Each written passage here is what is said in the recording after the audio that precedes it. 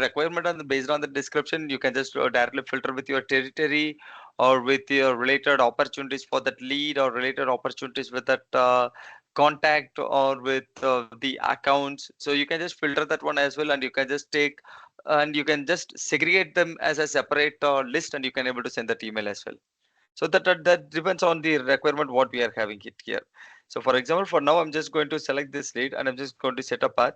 So what it is doing, so here you can able to say it is with the status equals active and email with where we are going to filter this email. For example, this email will directly go and filter with the respective related record for the respective quarter, because while we are trying to create what can I say, the segment as type as contact and with the related table as a lead, which is like one step to the underneath to that record.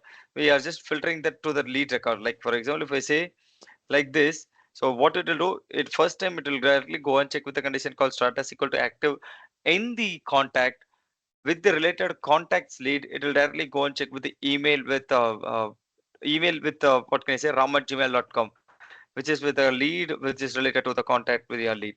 So it's just like whatever related entities which you want to make, like here you can able to see a lot of related tables as well. Like if you want to make a relationship with lead or with events or with the check-ins, whatever you want, you can able to do it out.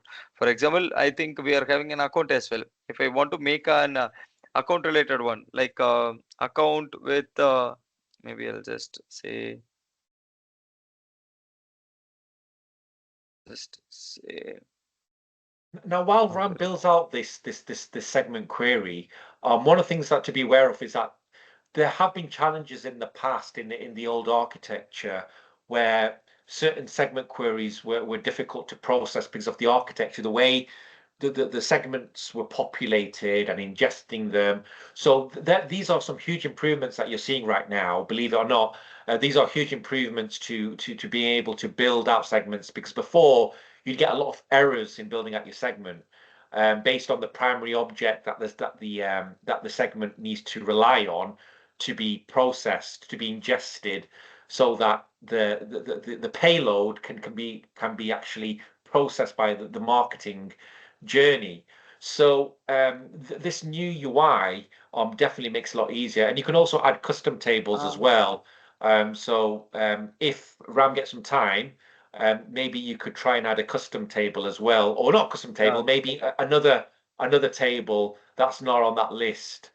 Yeah, that's what Um, I'm trying to share it out here, but unfortunately, what happens is it's as it is a demo environment. I'll try to add, for example, this account, which is of the out of box one. It is not existing group of group one. It's not adding for me. Yeah, I think no, it's for a lead only. It is also trying to add it again.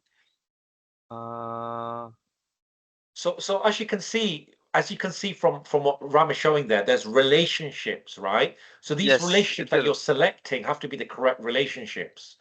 Now, what I'm trying to reiterate and enforce with everyone on this call today is I'll guarantee you right now that's going to be your main pain point when it comes to building out your journeys, especially if you've got a lot of complex queries that you want to do on your campaigns. Marketers, they need to overcome that curve of building queries. Now, there's various ways of doing this. Obviously, Ram is showing you one way through this interface. You can also use Copilot as well to help you build up these queries. There's other ways of building up using Fetch XML.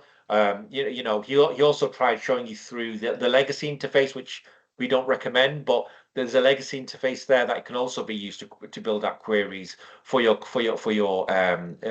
marketing journeys. But what I want to reinforce with everyone on the call is that your marketers should spend time to understand the data model, so that you know how to build your segment queries out. That is definitely the biggest hurdle you're going to face when you're dealing with an enterprise application such as Dynamics, which allows you to, it's got a very large data model beneath it. It allows you to do a lot of customizations. So I just want to call that out right now. Ram, we've still got about 10 minutes. are we able to show them the segment templates? Um, Um, or because I think segments are such an important topic. Um, we were supposed to originally, so just for everyone's awareness, so mhm. Ram is covering Chang, who basically is dealing with an emergency, so he couldn't make it today. So Ram is kind of covering his session actually. Um, but I just want to use the time effectively with everyone on the call so that you can actually get wrap your head around what because let's there's a lot of information out there about you know the kind of the marketing spiel, right, around the product. But I've implemented this product for real for many customers, and it's a very powerful enterprise product. But such a powerful enterprise product, it also it also brings along its own challenges. And if you think about who a marketer isn't a technical person, they're very creative. And so this one particular area of segmentation, I feel, is an important hurdle that all um, super users, marketers should be well comfortable with. Otherwise, you will probably have challenges in building out your customer journeys. So um, if we can just spend a little bit more time to step through the creation of a segment RAM, just so that because I think that if they walk away with anything today, I know we've covered a lot of content already and information, but if we at least let them build their confidence on building a segment, I think that alone is a huge feat within I just because I've seen it happen a lot on every single project I've worked on. Um, if a partner's implementing this, it's fine, right? The partner, we're all consultants, we're all developers. We know how to build queries. We do that on a daily basis. Mhm. But a marketer isn't. A marketer is not familiar with this. They're familiar with creating a pretty looking email. They're familiar with knowing when to run the campaign, how to run campaigns. That's what marketers are familiar with. However, what a marketer isn't familiar with is how to query the database to build out their segments. I think that's an important topic that every marketer should really get comfortable with if you want to succeed with customer insights. Would you agree, Ram? Yes, obviously, yes. Yeah. Because the thing So I is, think unfortunately, the thing is, I'm not aware because as it's a quick turnaround that I want to cover with the other person's one as well. So I'm not well yeah, prepared sorry. for the So one we which we we are are going to be having. covering this. Sorry, the next session will be covering some of this as well. Sorry for Yes. putting the pressure on you there, Ram. No Ram, issue, no so issue, no issue. It will be. I So want the to thing make is, I sure was. Mhm, I just want to make sure that the audience isn't a bit confused by what we've presented today because we've kind of shown lots of little things there. So mhm, what I want to do because we've still got 5 minutes, I think. Yeah, we've still got five mhm. minutes. So let's quickly go through the questions and answers, Ram. Let's quickly go through the questions and Yep. answers as we got 5 minutes. So so Simon's asking about that advanced topic. So remember the advanced topic we are talking about regarding the deployments, yeah? The Yes. deployments of customer journeys. So when you're working in a very large enterprise, I've deployed Dynamics in customer insights for very large organizations, and it can get a bit complex when you're doing the deployment for the journeys. Maybe you can write a blog on that and share it with the audience because Simon Libeon is asking that question, and there's 3 people that have voted up for that one. Okay. Yeah. And we'll cover Perfect. that later. And we're going to have, by the way, guys, this is a boot camp and this is part of a mentorship program. So it doesn't stop today. This is just an initial boot camp to kick off your learning. So we will be having more advanced boot camps and more advanced sessions. So this is just an introductory boot camp, just to remind everyone. Okay. So there's a question regarding using the limited marketing module in Mubarak's asking, using the limited marketing module in D365 customer engagement, how different are they, especially unsubscribe function? They're hugely different, Mubarak. They're completely Yeah. different products. Yeah. It's fully different when compared to outbound marketing. It's full and hugely different because when I started working on outbound journey, if I want to do a single part I need to do configuration in multiple places. But now here it's like a drag and drop operation, and it's like a configuration one. So we can just simply do it out here. It's Yeah. But few remember, changes Ram. I can say. Yeah, but remember, Ram. What Mubarak's asking is about not about. He's not asking about outbound marketing. He's asking about customer engagement, because customer engagement Oh, has a little marketing module in there. But people get confused because that native marketing module in Dynamics 365 sales, that's what you're referring to, Mubarak, that functionality is to allow you to integrate other marketing products, such as lists, static lists, for example. It supports that feature, and campaign activities to allow you to do custom integration with other marketing platforms, for example. But it's nothing related to this product, Mubarak.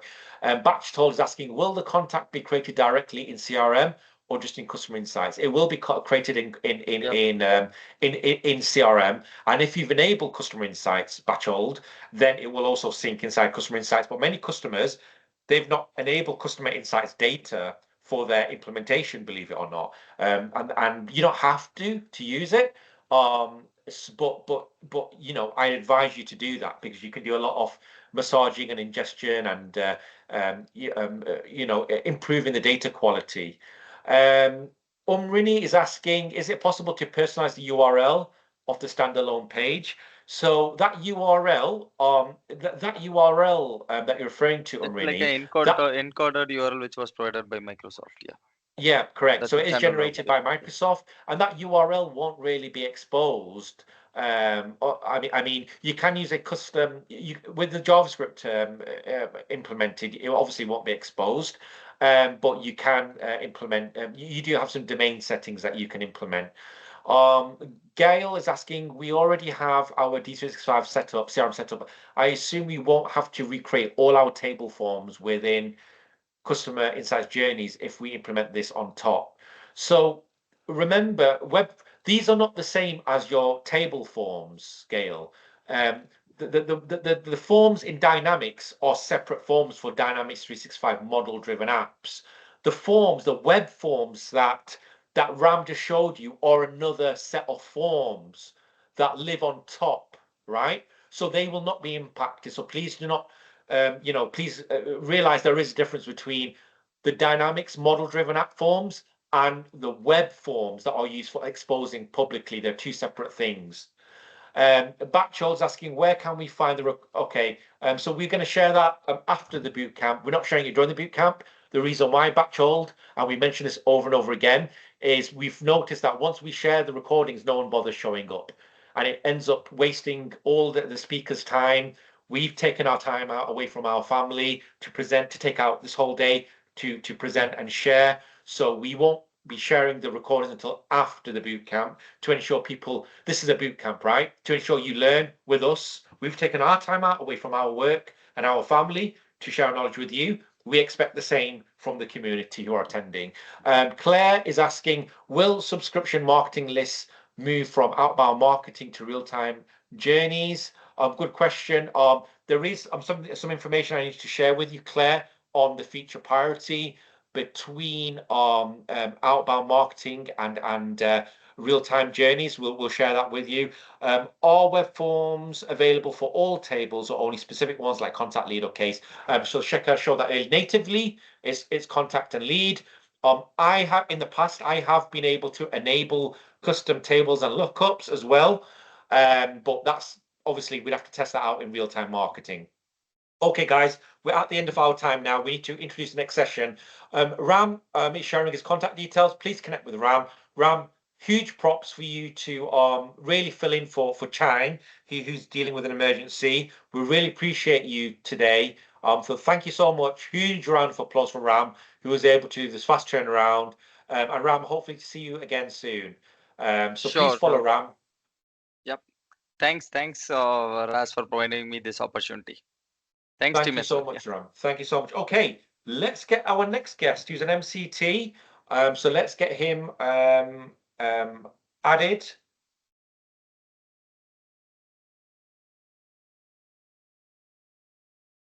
So we've got Srinath. Let's get Srinath added. You can stop sharing now, by the way. Ram, thank you. Okay, okay. Here we go. So we're just adding Ram now. Sorry, Srinath. So Srinath has been covering marketing for a while as well. He's a Microsoft MCT. Hello there, Srinath. Can you hear us? Yeah. I can hear you. And Hello good there, afternoon, Srinath. Raj. Yeah, can you hear me? Thank, we can hear you. We can hear you, Yeah, Srinath. Thank you for yeah. joining us at such a late time. I think it's midnight Thank where you so you are much now, isn't for it? yeah. Yep. Yep. Fantastic. Okay, Srinath. So can you share your screen, please?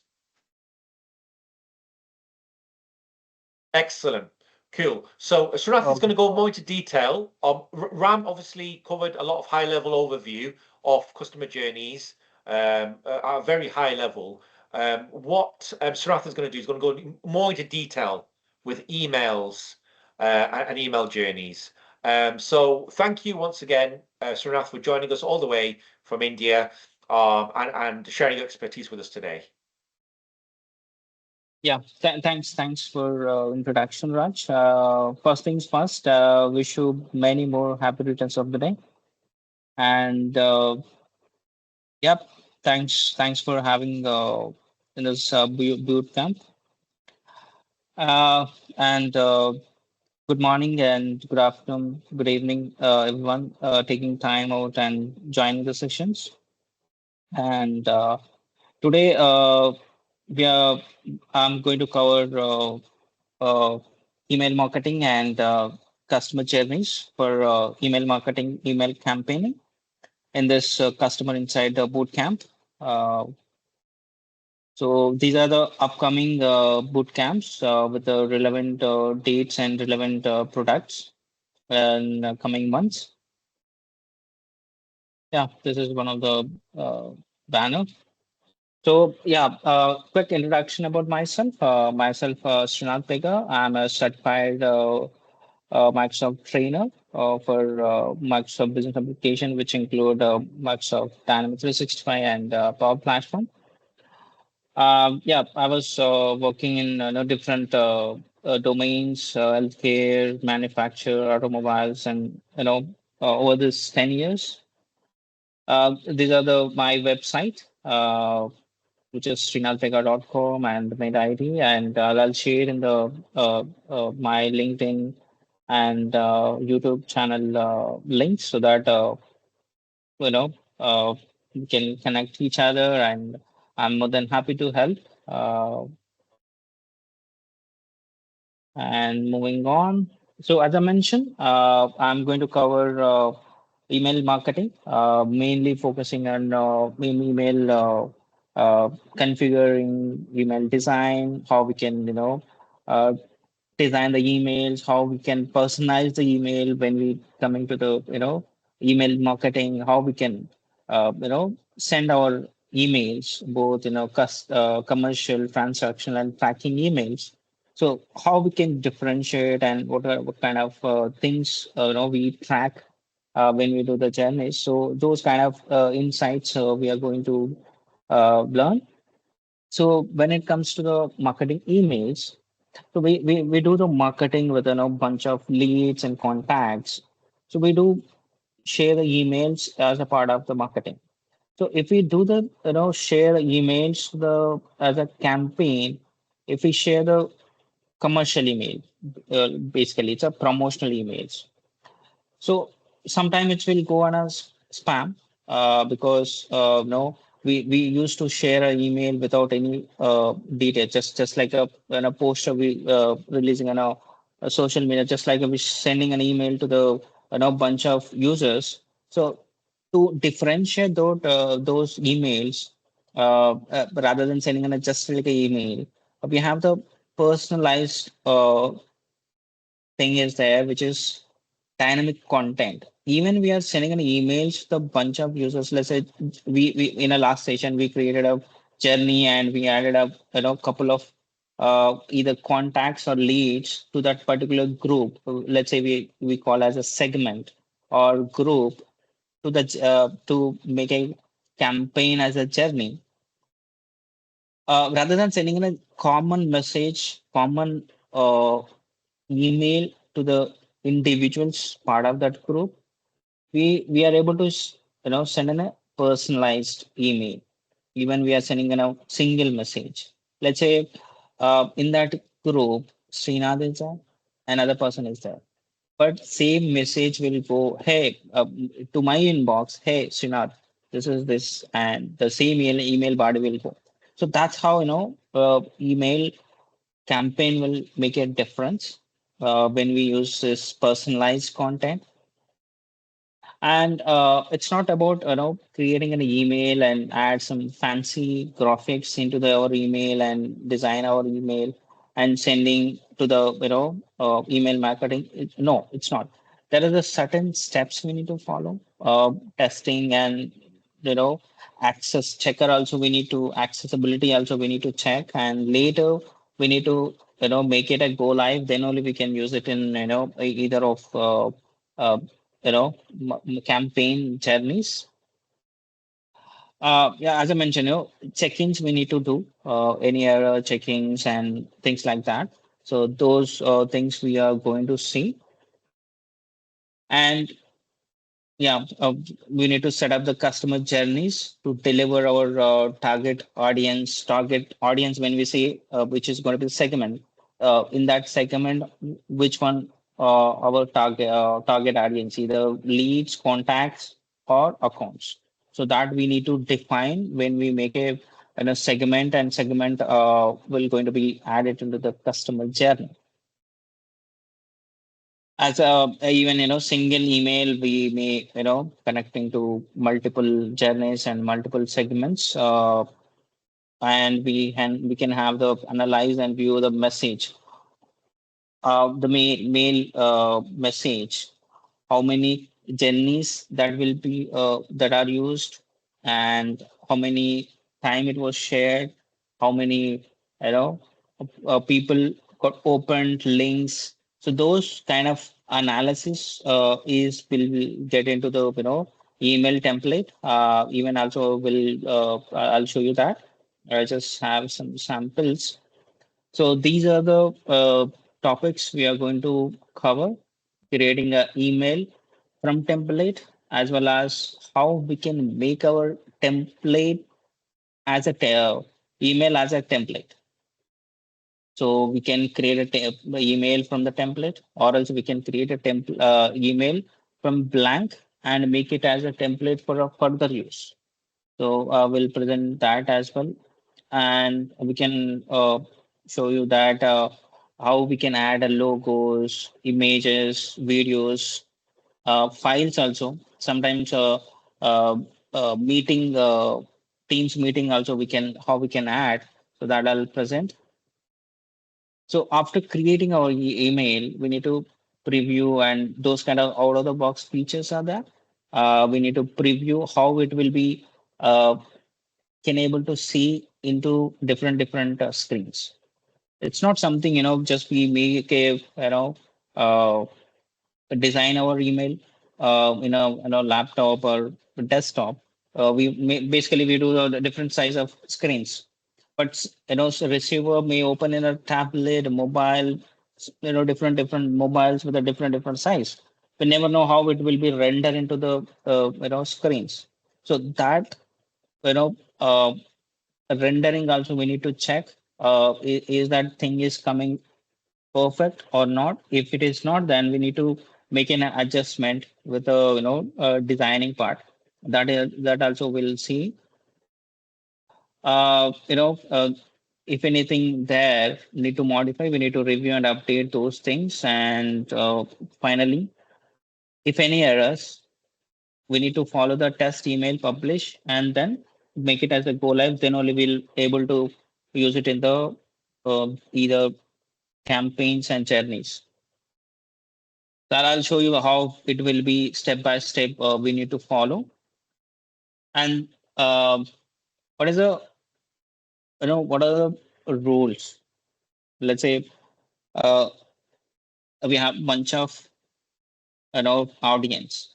We have leads, accounts, and contacts records for that. We are targeting to the contacts. There was a fields these are the fields there on the contact form. If those fields were set at no or yes, based on that only the email will be received to that particular contact mail address. Let's say email is allow, make it as allow is yes. So bulk email and commercial email and transaction email will be sent. So bulk email definitely, we do the bulk emails. What is commercial and transaction? There also tracking also there, which is not anyway tracking. There is nothing conditions there because you're already sending an email. So basically, you are supposed to get a tracking email. Let's say uh, something we register and we get a something email as a response. So to get some wait for some time, we'll get update you on our registration. So those kind of things definitely it's a tracking purpose. And commercial emails basically advertising email, any promotional, any product and services promotional email comes under commercial email. And transactional emails basically the updates, uh, confirmation emails, such kind of comes under the transaction emails. So these are the uh, purpose of the email. We need to define this. Then only that it will be good analysis. We will get out of from the campaign which we use the emails and email allow the field. If it is bulk email, do not allow. Then commercial emails won't be sent. Only transactional will be sent because email is opted as do not allow, means is not interested to receive any sort of promotional advertising email. There was a field called do not allow, which if it is set as a allow, means it's do not allow means it's negative option saying yes only. So it is no transactional, no commercial. There is completely opted out the uh, emails from the marketing front. Do not allow means is do not allow again, not send, not send. So either of that is not interested to receive any sort of emails.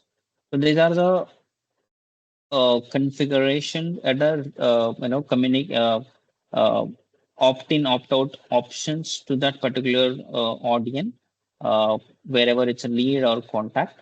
So if these options are opted this way, uh, this is going to be the emails will be going to be uh, flown into the audience. So this one very important in terms of GDPR. Let's say Europe GDPR concerns. This is very important. When I'm doing it with one of the customer from the UK, this is very crucial part when we are going to send an email. So this has a we need to look into very in detail. So preview of the marketing email. This is one of the screenshot I just kept, which I already have in my system.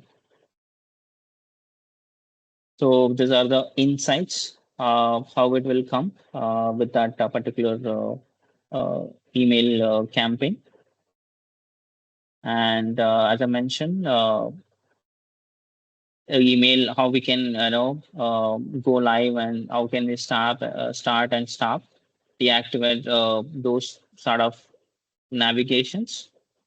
We need to any email we create email design we create, we need to check the errors, test, and go live. Then only the email design and emails will be used in the any sort of journeys. So as I mentioned, how we can make our email as a template to further use. So yeah, we after creating a email and we checked all the errors and resolved all the errors and we tested as well. which it's rendering into the screens. Everything is good. So with that, it's good to go. So we need to make it a go live. So we are done. Then how we can send it to the audience? We need to have the journeys, customer journeys, so that we send and plan to the um, audience. So for that, we need to have the target audience segments. So these are the types of, you know, uh, how we can send our emails, target audience segment, how we can have the, from form submitted record. These are the one of the, example. So let's say if somebody uh, registered, let's say as Ram showed, there was a form submitted, there was a trigger will going to be triggered, somebody submitted, and let's say it's going to be created, the contact is created, then the email will flow from the system. Oh, you are registered for this, just you are getting this email. So some sort of those kind of scenarios we use this particular emails will be sent. So message tiles, uh, send delivers the contacts via journeys. Of course, that's how we are send an emails to the audience. And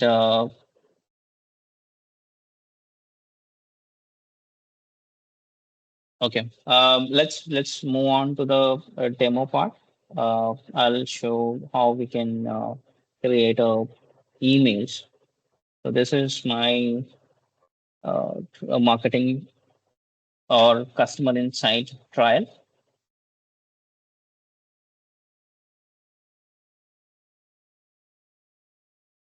So quickly, I'll show. I have created uh, two emails. One is working, one is not working. I just purposely created wrongly.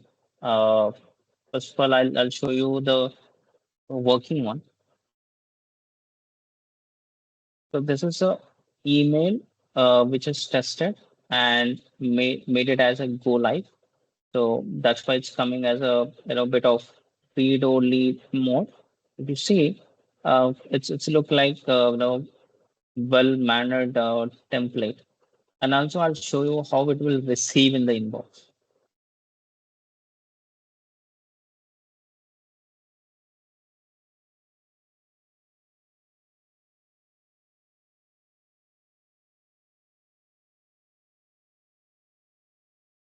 So this is how uh, message will receive her. And also getting too much emails and subscribe. Sometime I was trying, but I'll talk about this. So this is how the message will look like this when we send it from the journey. And also there was a one more email, same email, but it was came with just like a test. So I'll show you why it will come this. So exactly the mail is exactly looking like in our email which is in customer insight. So I'll open the email. Okay, before that, if you see the sender email, which is admin some unique number mkt.com.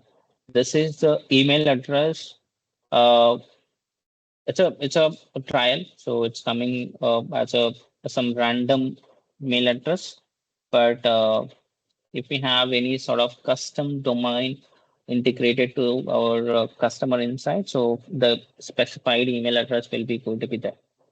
So there was a external posting, so we can configure it. So since it's a trial, so we are using a system. So I'll open other one, which is the not working.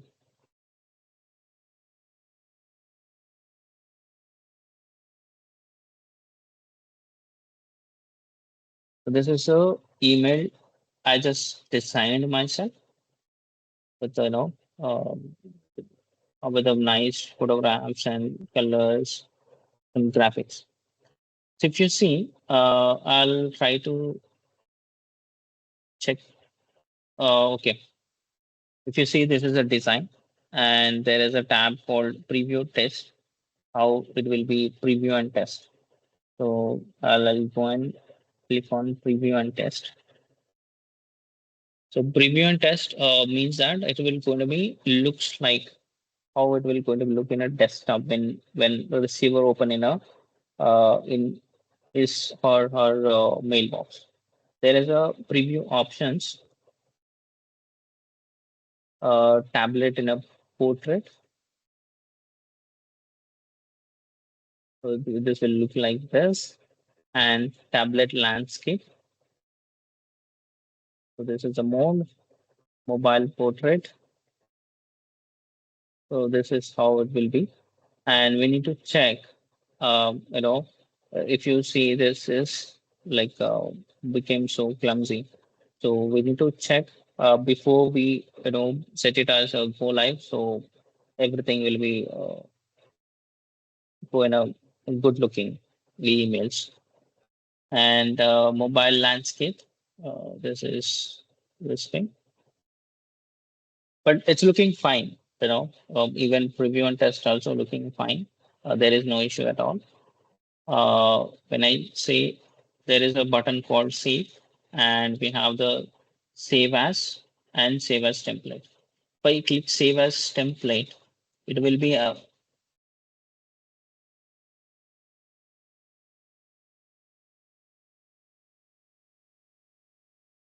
yeah, it's taking time.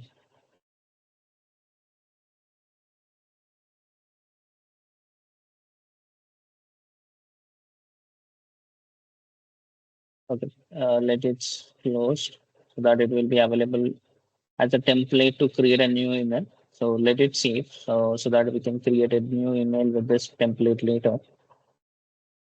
So it got saved as an email template for now, and there is a check content to test how our content was placed in the email. So just click on check content. It's validating the text and everything. See, we have 5 notifications. See, so these are the errors. You see, text body, email body shouldn't contain the company address as a placeholder. So on and so forth. So this is the one. So company address is never be as a placeholder. So I'll talk about that later. So if you see email address message uses the is not authorized to this particular organization. So because I just use the different address which I use for logging, just go to the design. You see, I just given a okay, I just use the from address is this one. So that's the error message is saying that this address is not authorized to this particular domain, this marketing domain. So that was an error. So how this will come? If it is Kyle, always used to default brand profile. There is no new. Yeah, we can have the new brand profile, but that mail address definitely has to have the domain authentication. So this is the one. So test email is always test when we anyway. This will not go as a uh, test because it's having an issues. So let me go and create a new email so that we can have all the test and options. So when we in an email to create a new email, just click on new here and see how it will uh, pops out to select the templates, or else we can have the blank as well.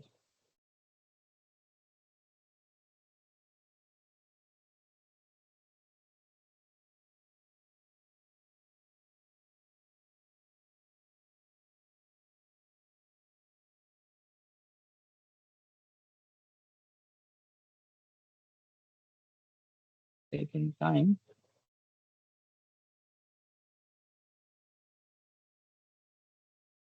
Okay.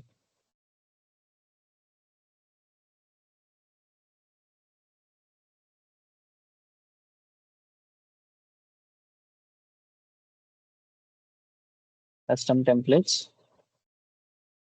So just we created our template as a template, email as a template. So it's popping up here as a template. But I'll choose a different template. This one because that one has an errors. So I'll use this one already used. I'll choose this email invitation to yeah. So this is a template. I'll just keep the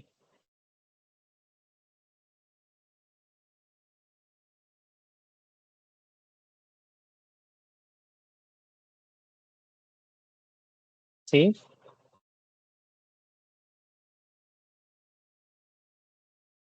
Okay. I need to give the subject. First things first.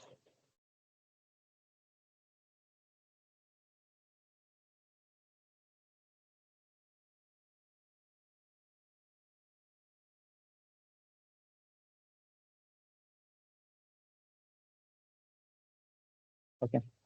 So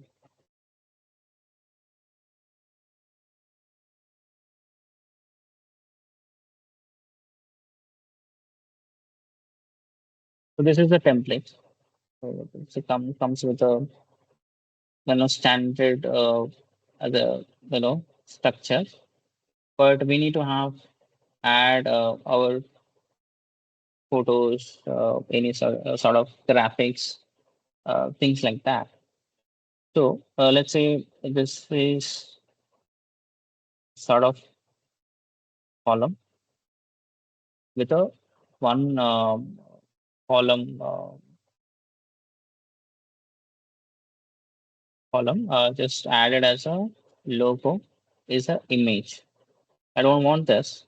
We just replace this, or else we can add a new one. There's a plus. Just click here, and we can add whatever we want. Let's say add a new. I don't want this. Just go and delete. That's how it will going to be drag and drop. So rather than clicking here and there, we can have elements. This even this delete. This add. This delete text. This type whatever it is, and QR code and dividers is basically the line. So I'll add image back. What are the logos we can have? Basically, it's an image, either PNG or JPG, whatever it is. So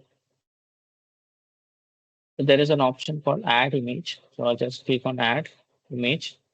So it will give the this pop-up saying that browse from the library, upload or insert from a URL.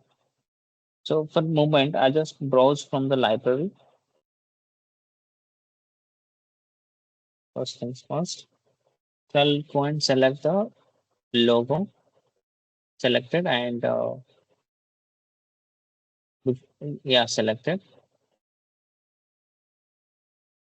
It's looking so big. I don't want this one. I just want to size it.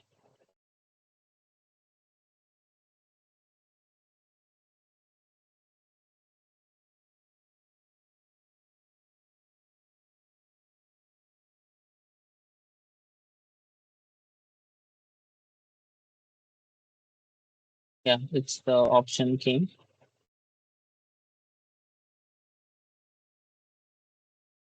Sometimes it's working weird. Okay, let's say 50. This is fine. Else,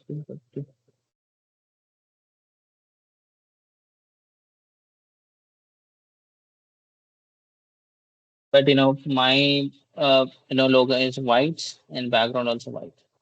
I just want to change my background of that particular header. So I just select the section. So if you see the navigation section, column, section, and I just came to the root. So what kind of layout it is? It's a one column layout. Background is, it's a transparent. Any background image you want to add. Let's say if it is yes, then make it yes, and we can choose the image. So let's say anyway its color is added. I'll go with the image again. Browse. I'll choose this one.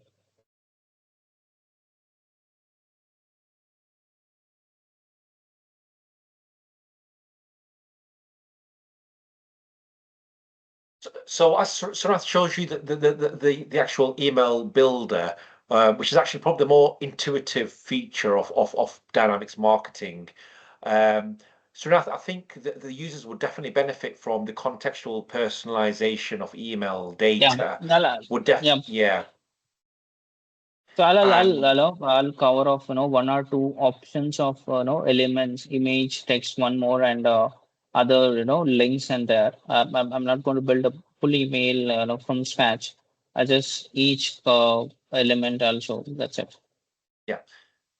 And whilst Sarath shows you that, please be aware of the importance of the footer, the email footer, which is required, right? So, Srinath, you will not be able to generate such an email without adding the email footer with the business information as well as the unsubscribe link, right? At the bottom, like Yeah, you just showed that earlier, yeah. So that bottom section there is you will not be able to publish this email without that information exactly. in there. Yeah. Exactly.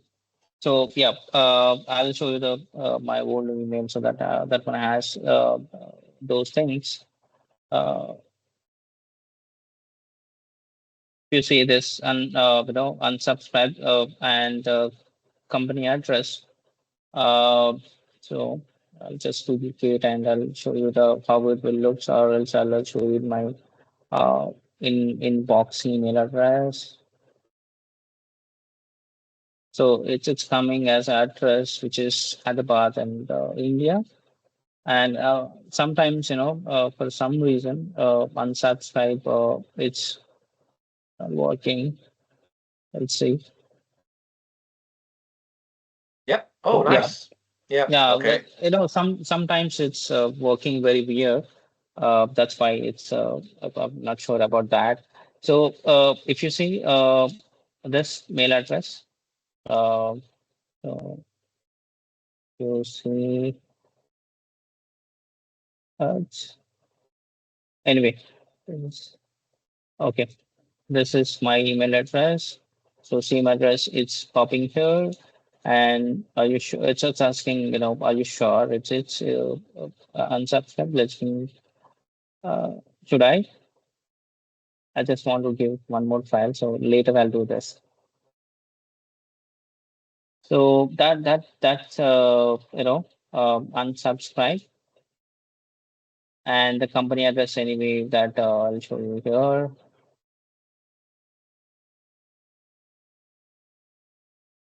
So we can add those things. Continue.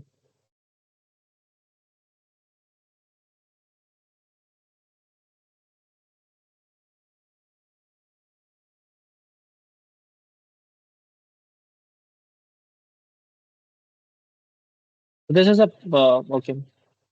Uh, so company address and this one, we can add this compliance address and our address. Sorry.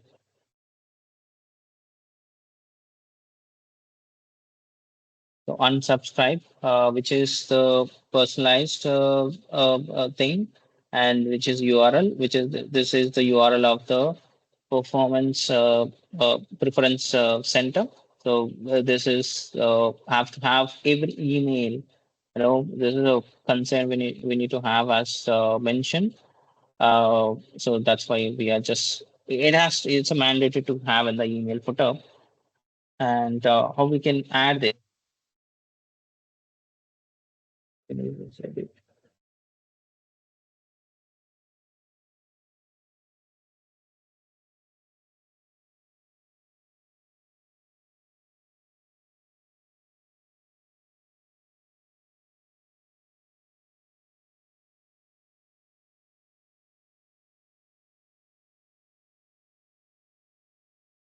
Anyway, this is coming by default.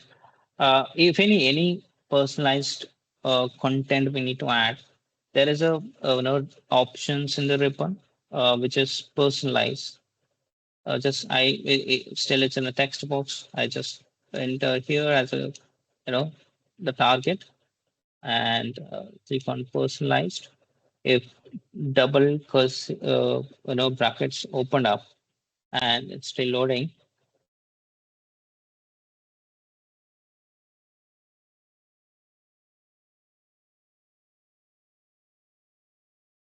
So just like segmentation building, personalization works in a similar way, Yeah, maybe where yeah.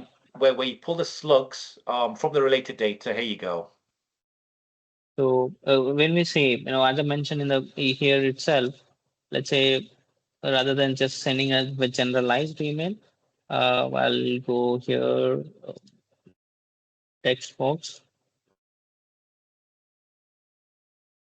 Hi, and since this email we are building to target either contact or lead. If we are targeting as a contact, just select the only the contact space so that it will be mismatch will happen. It will go just uh, just HTML text. So I'll just select the first name, contact or lead source, and then yeah, space, and again one more personalized form, which is last name. Yes, yeah. So this way, mail will receive to the receiver whatever the first name, last name was there as a contact, which is going to be very mail will going to be received to the receiver as a specific email to that person, but we are sending an email to the bulk users. So this is as a part of personalizations. Uh, and there was a other part which is URLs. Let's say I select this text, this link. So we have this insert link. We have different options in it. Uh, assets, file, videos, events, Teams meeting, add a calendar, anchor, or URL. If it is URL, then just give the URL of any one of them. It's going to be a looks like a text, but it will be when we click, it will open in a different tab. Just open in a preview test. It will be open in a new tab, just like that. So other part, if we do it again, let's say file, yep, upload from library. Okay.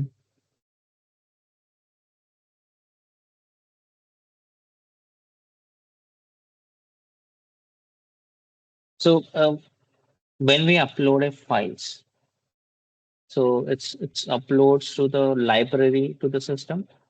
Okay. So there is a asset is in the system which is called library. So all the files or images is using anywhere. Basically, if you add the files into the library and use anywhere in the emails or anywhere in the system. That's the one part. But you didn't add it into the library. You just use it in anywhere in the system. All the files will go and come here and sit and use for some other time somewhere else. If you see all the files, let's say categorization also there, images, documents, videos, and fonts. If any fonts to be special fonts we need to use, and so if we upload here, it will be available in anywhere in a customizations. I'll go back to the here. And also tags also will be there to let's say we are uploading a bunch of library images to the email. We can have the tags to that. So with that tags, we can identify like which library, which image for what. Let's say this one is for email, so that it will be uh, easily understand. Oh, this image for that purpose. So that kind of identification part. I'm just adding this file with the email uh, tags. Okay, close. So it is the file is added. Enable tracking also there. Just insert. So when we review and test, basically it should download actually.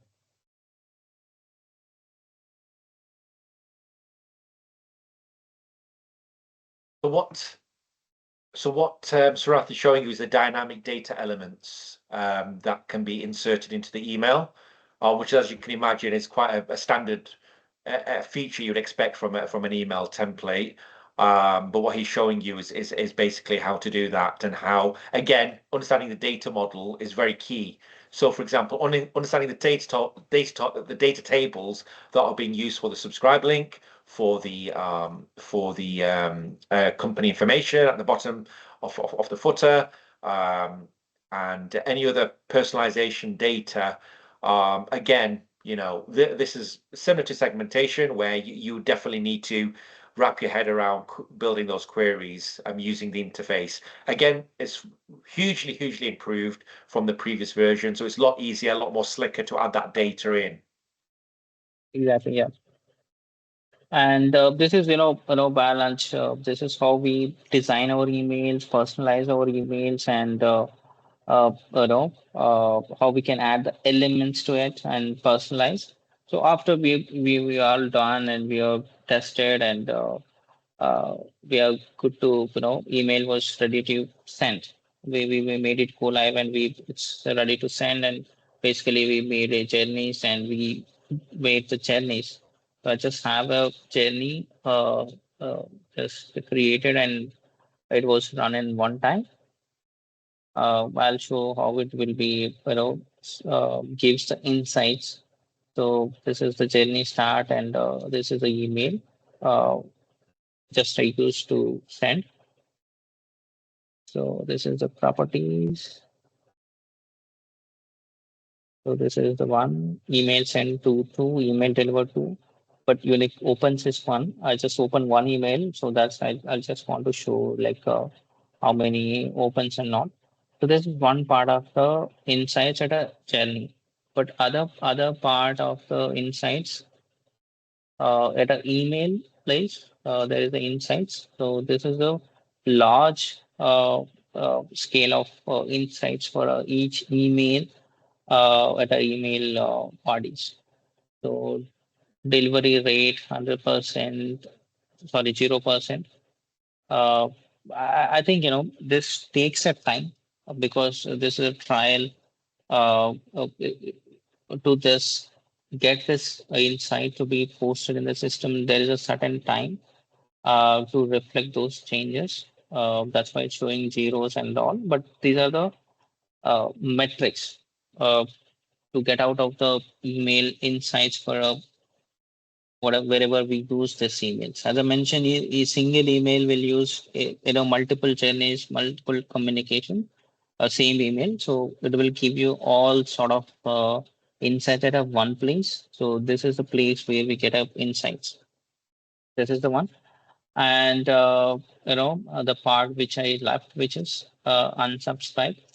So if I select this one and send, submit, so my email address will be unsubscribed from the communications. Uh, but I'll try how it will throw that thing. I never tested out after unsubscribe how it will go. I'll use this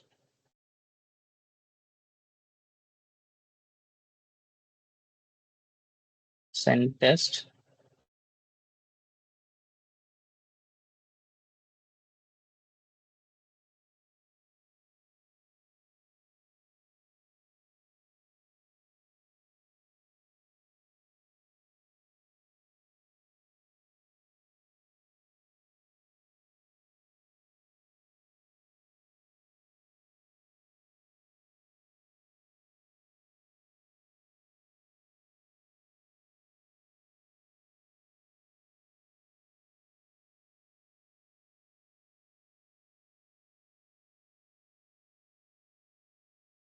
Don't think I'll receive or not receive.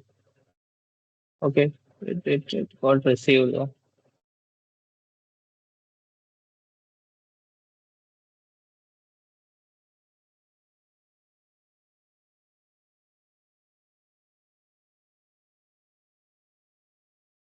I'm not sure. Test emails, maybe it will flow, but journeys, I'm not.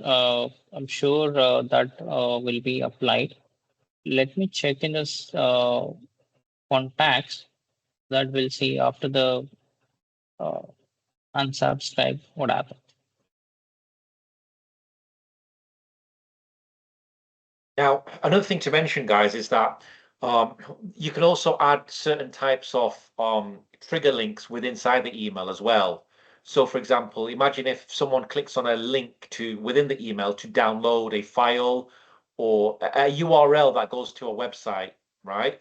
Those links can also act as triggers within your customer journey. Um, so yeah, just to kind of call that out as well, is that what Srinath showed you was obviously very kind of high level basic email, but you can do a lot more advanced things in the email, and custom triggers within the email, um, and then they can be interacted on your journeys. Also, what Sarath is showing here, this the contact profile for the emails. This is another place where you would want to view the insights of everything happening. There you go. So so he's got the insights tab. That insights tab on the contact table, that will give you the overall insights for all communications thus far. Whereas obviously what he showed you earlier was a specific email interaction, and you can actually see everything rolled up on one against the contact. Remember, as I mentioned earlier, guys, the lead interaction data will all get bubbled up to the common contact table for that given lead. Okay, so all that insight data will be available against the contact, so that you can actually, and then that insight data can be used for any further automation. So going back, given that we've only got a few more minutes left, Srinath, I think we should spend time on customer journeys, because I think it's important for the attendees to be aware of, once you've published an email, what's the important elements of that email that can get tracked in a customer journey. Because you've got this insight screen, okay, but there's certain insights that you probably want to, in real time, have some kind of interaction on a customer journey. So if you go to your customer journey for this email, then what you can do is, if you open up that customer journey, you will, at each step, there was a tab that you showed on the right hand side, Srinath, and you can see insights about, yeah, you can see the properties against the email, right? And the interactions against that email. From here, you can actually create more triggers. So if you click on the email record, click on the email record, you can actually see a heat map as well of where people have been interested in the email. You can actually see a heat map of where people have been clicking on the email as well. So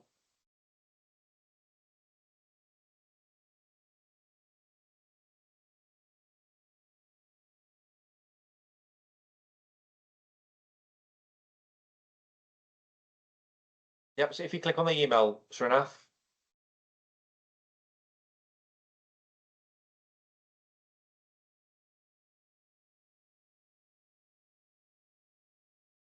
Hello?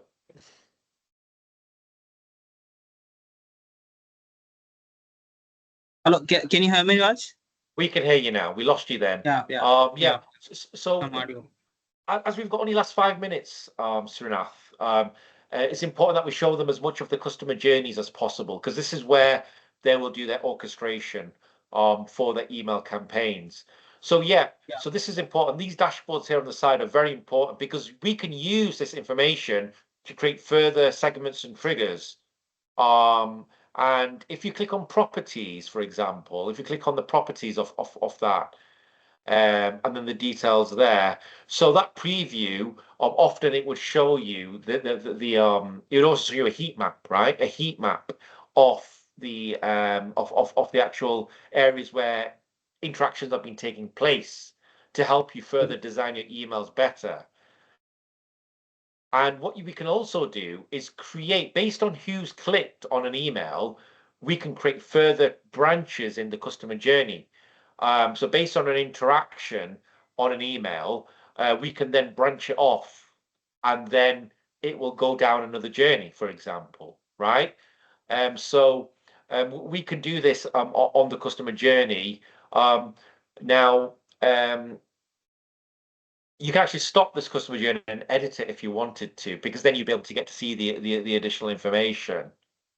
So if we were to stop the interaction and then edit it,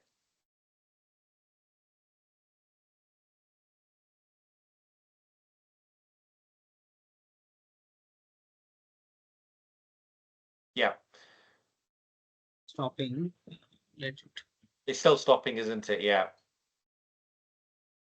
So we are saying we need to add a few more, steps to it, or what? There's also an important setting I want you to show, Srinath, which is Yeah. recommended send times on these journeys, because we can control what time these emails are sent, but we can also use the AI features to Yeah, send. you are saying that the email sent at a time bound, right? At what time this emails to be sent? Exactly, Like, exactly. yeah. I even had set the time frame. So every time, wherever our segment, if it is a trigger based, even if the trigger was trigger, but the email won't go because our journey was maintained at a certain time. So that point in time, only the email will going to be flow, means the journey will work. Uh, yeah, I'll show Yeah. you that. I made it If you that. could show those settings, because there's an important setting in there that uses AI, and what that feature does is that it will set the time based on when the user opens their email most often, right? And then it will deliver Otherwise, the emails. I'll create. It's still stopping. I'll create a just Yeah, dummy one. yeah, yeah, because there are settings within journeys as well. So there's email settings, specific settings. There's journey specific settings as well, right? So this is the one. This is the one. When we Yeah, create a journey, these are the options. How we can run these. How many times a day, those kind of things, as Rom mentioned. So and also the time zone, which time zone we wanted to share the emails. Let's say this particular environment is in a US, so it's coming as a Central America. Whatever the time zone, just we can select as is, and with the time zone, we go and select the date and the time, whatever it is. Oh, choose the future time. Okay. And create and email.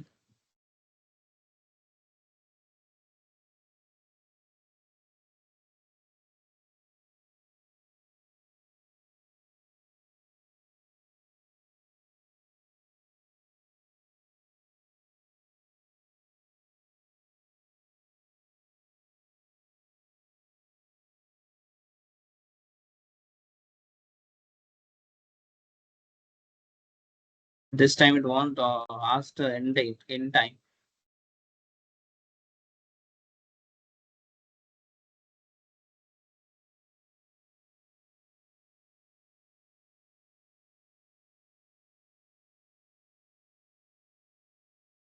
Actually, it will ask the end time as well.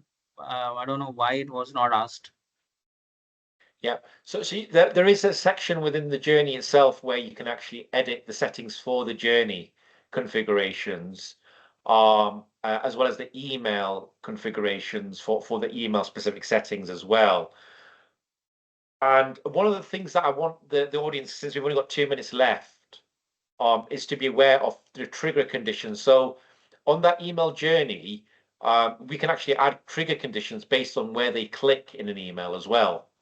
So they can, based on where they click, it will take a different journey path, right? Correct, yeah.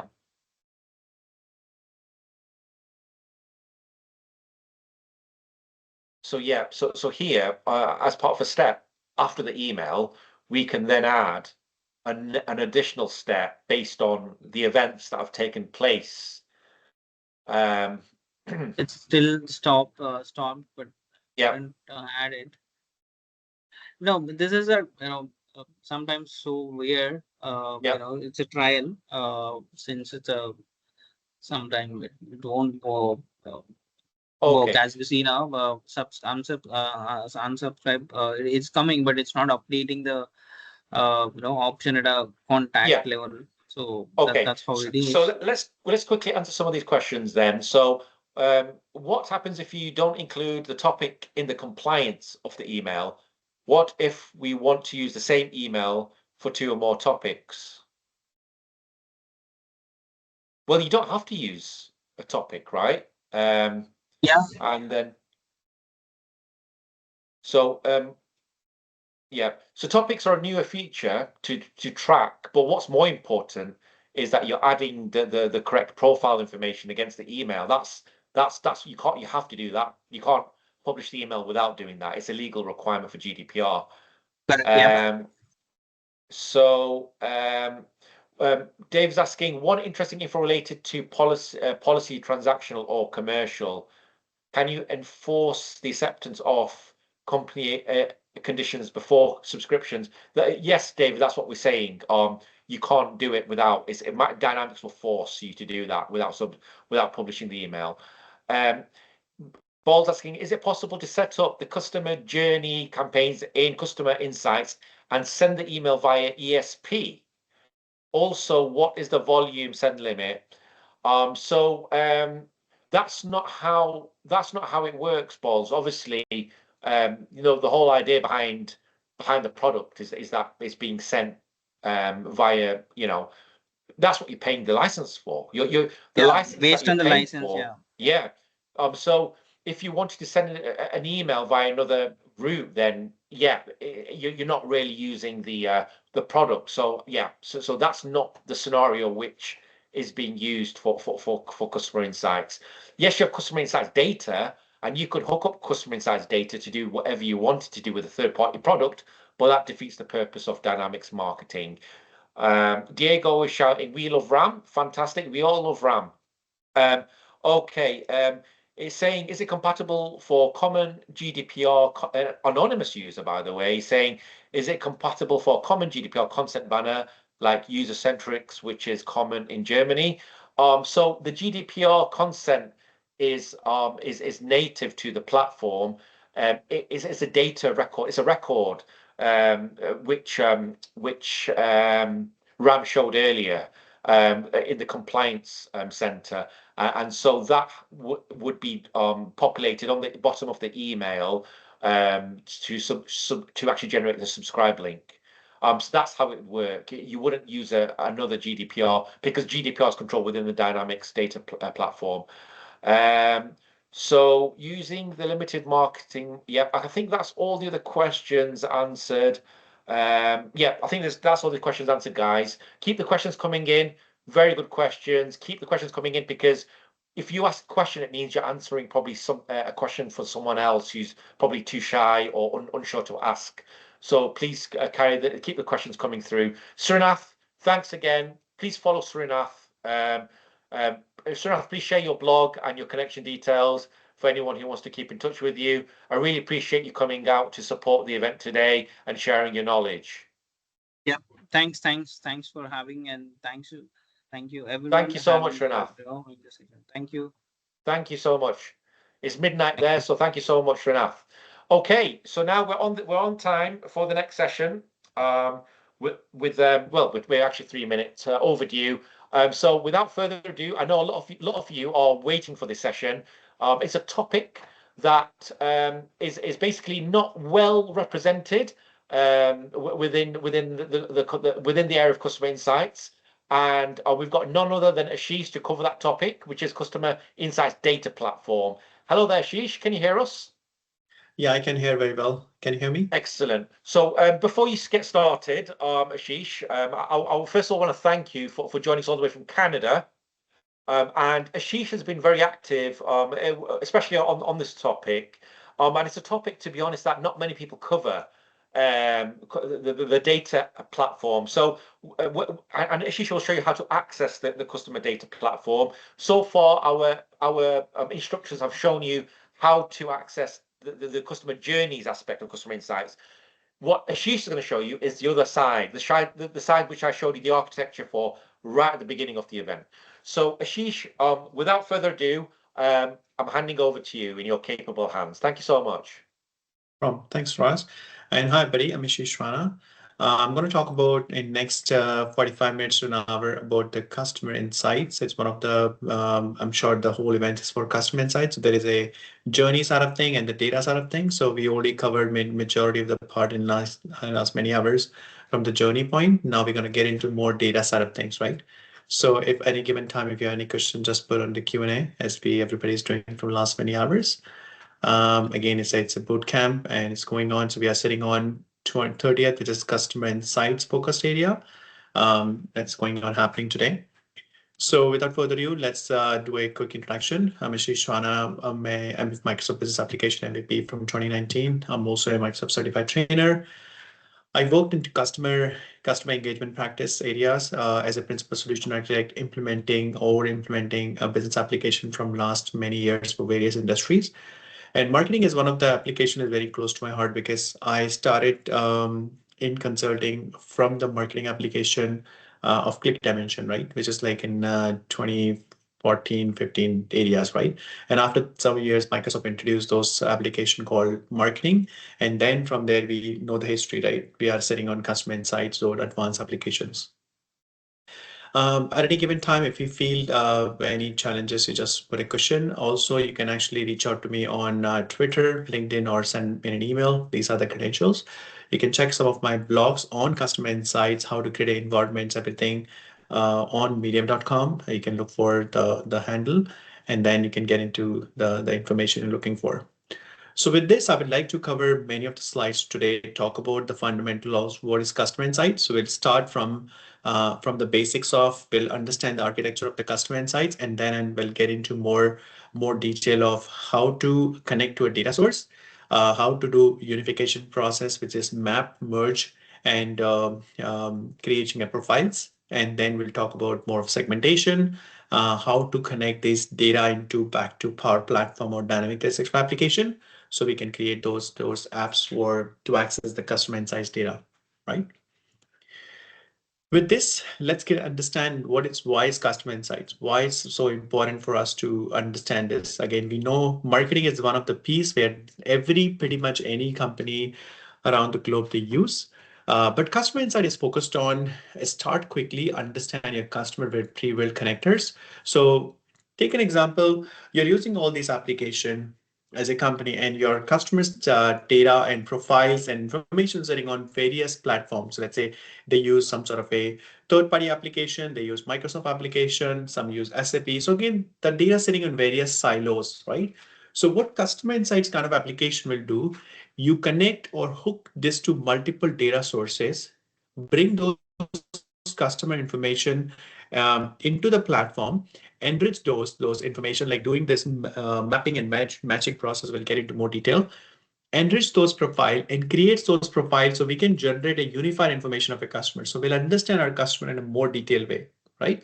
Because take an example, if Ashish is sitting on 3 different platforms and the information of Ashish sitting in 3 different ways, 3 different example areas, it's not unified, correct? So that's the reason you need customer insight kind of application, which is provide end-to-end unification information, like it coming from the old information from different data source, and you can actually access the data at a single location, right? That's the main part of the customer insights. Let's talk about the architecture before we get into more detail of the customer insights. That's very important to understand what system will do, because it's not like typical marketing application where we have more of a system to show. The end result is profile here. But in order to reach to that end result, the goal of our customer insight profiling, we have to do a lot of data connection. I would say the ETL process to be performed, right? So we need to understand what exactly is happening behind the scene, which we don't see in a system level, right? So I'm going to start from left to right. So we have these connectors, data connectors. Consider those are some of the data sources company use. Let's say it's a contact database. They use POS application, point of sale. Companies use event management system, loyalty management, campaign, website, your Wi-Fi system, or let's say your social media, partner data. So again, in a single company, if take an example in your organization, you also use bunch of data sources, bunch of website, portal systems, right? SharePoint to store those data. Again, those are unified, sitting in silos. They are not connected most of the time. So what we'll do, we actually use connectors to connect this data. And again, Microsoft at the moment provide 1400 plus connectors to connect to third-party data sources. So we use those connectors to pull this data individually from each of this application, like depending on the number of application we'd like to pull the data from. And then we ingest. That's the first step of the unification process called ingestion, like ingesting the data into the system, into the customer insight platform, right? So behind the scene, what you can see, you just see that information you're pulling. You see that table structure in like Excel format. And then you change the column. It's like a very tech savvy kind of application, but the end result is very fancy, which I'll talk about in a few minutes, right? And after ingestion, you do more of a match and mapping and merging process. Map, match, and merge, you say, 3Ms, right? So map and match, merge, it's more like, let's say, Ashish Rana is sitting in POS and Ashish also sitting in contact database, but my name is in POS is Ashish A.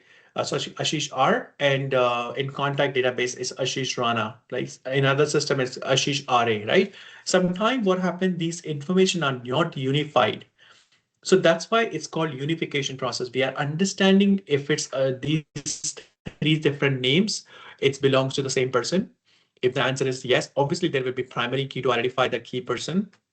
If the answer is yes, then we actually do the mapping of these 3 collect data source and match it and create one single profile from the different data source. Correct. Understand the point? So that's the main thing. This is called the unification process. We are unifying the profiles to make sure that a single representation coming from multiple data source. So when we're looking for a profile, we have the data coming from all the angles, will not have duplicates profiles, right? So that's the use of the customer insights. Understand the customer in a deeper level, right? And then we do something called as enriched process.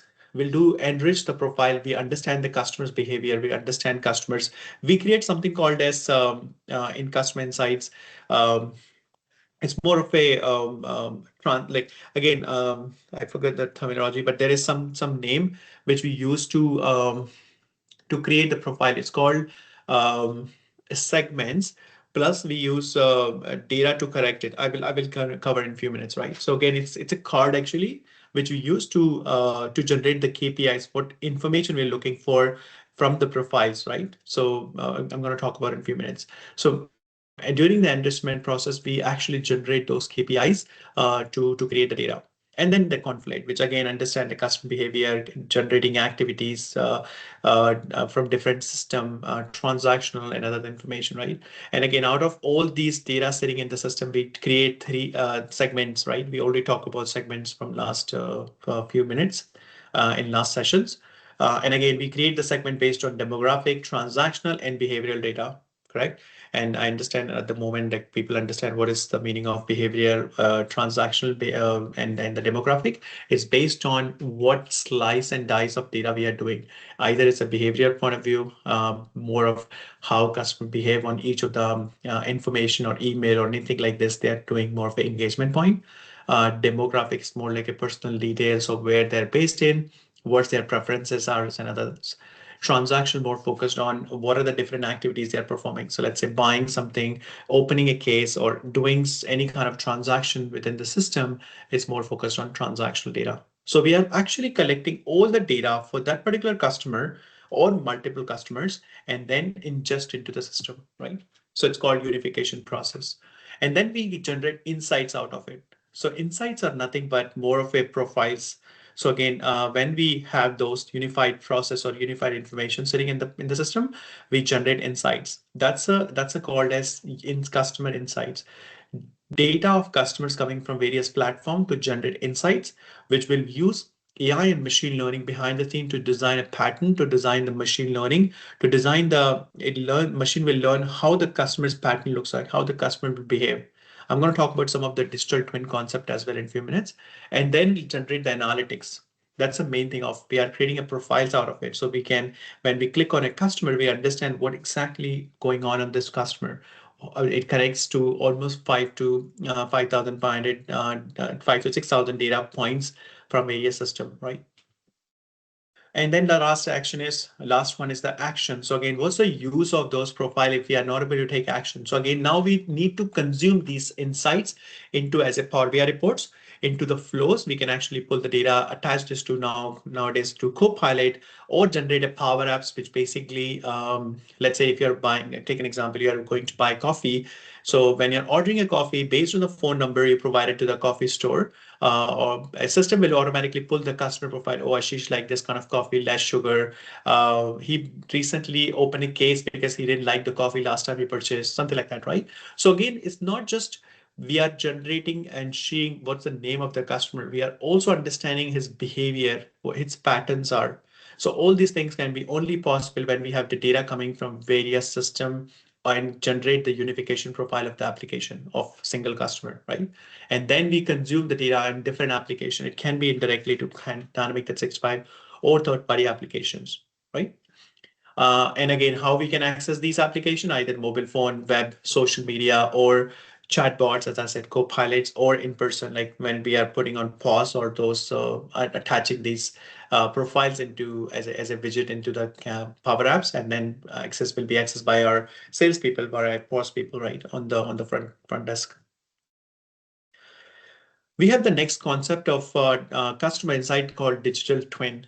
Before we get into more profile information, I would like to show this one. So this is very digital twin is a concept, is a more of a marketing and customer insight concept to understand the customer behavior pattern, more psychological. It's very deep. I'm just touching the surface of it. So we understand this is the customer, as Ashish, let's say, and we have this in the server somewhere. We need to understand our customers. So we are actually going to understand customers, how many times they send an email, response to email from the email system, different ads they're clicking, different pages they're searching, social pages they are searching for, spend the time on a minute on, again, everybody uses Instagram, most of you.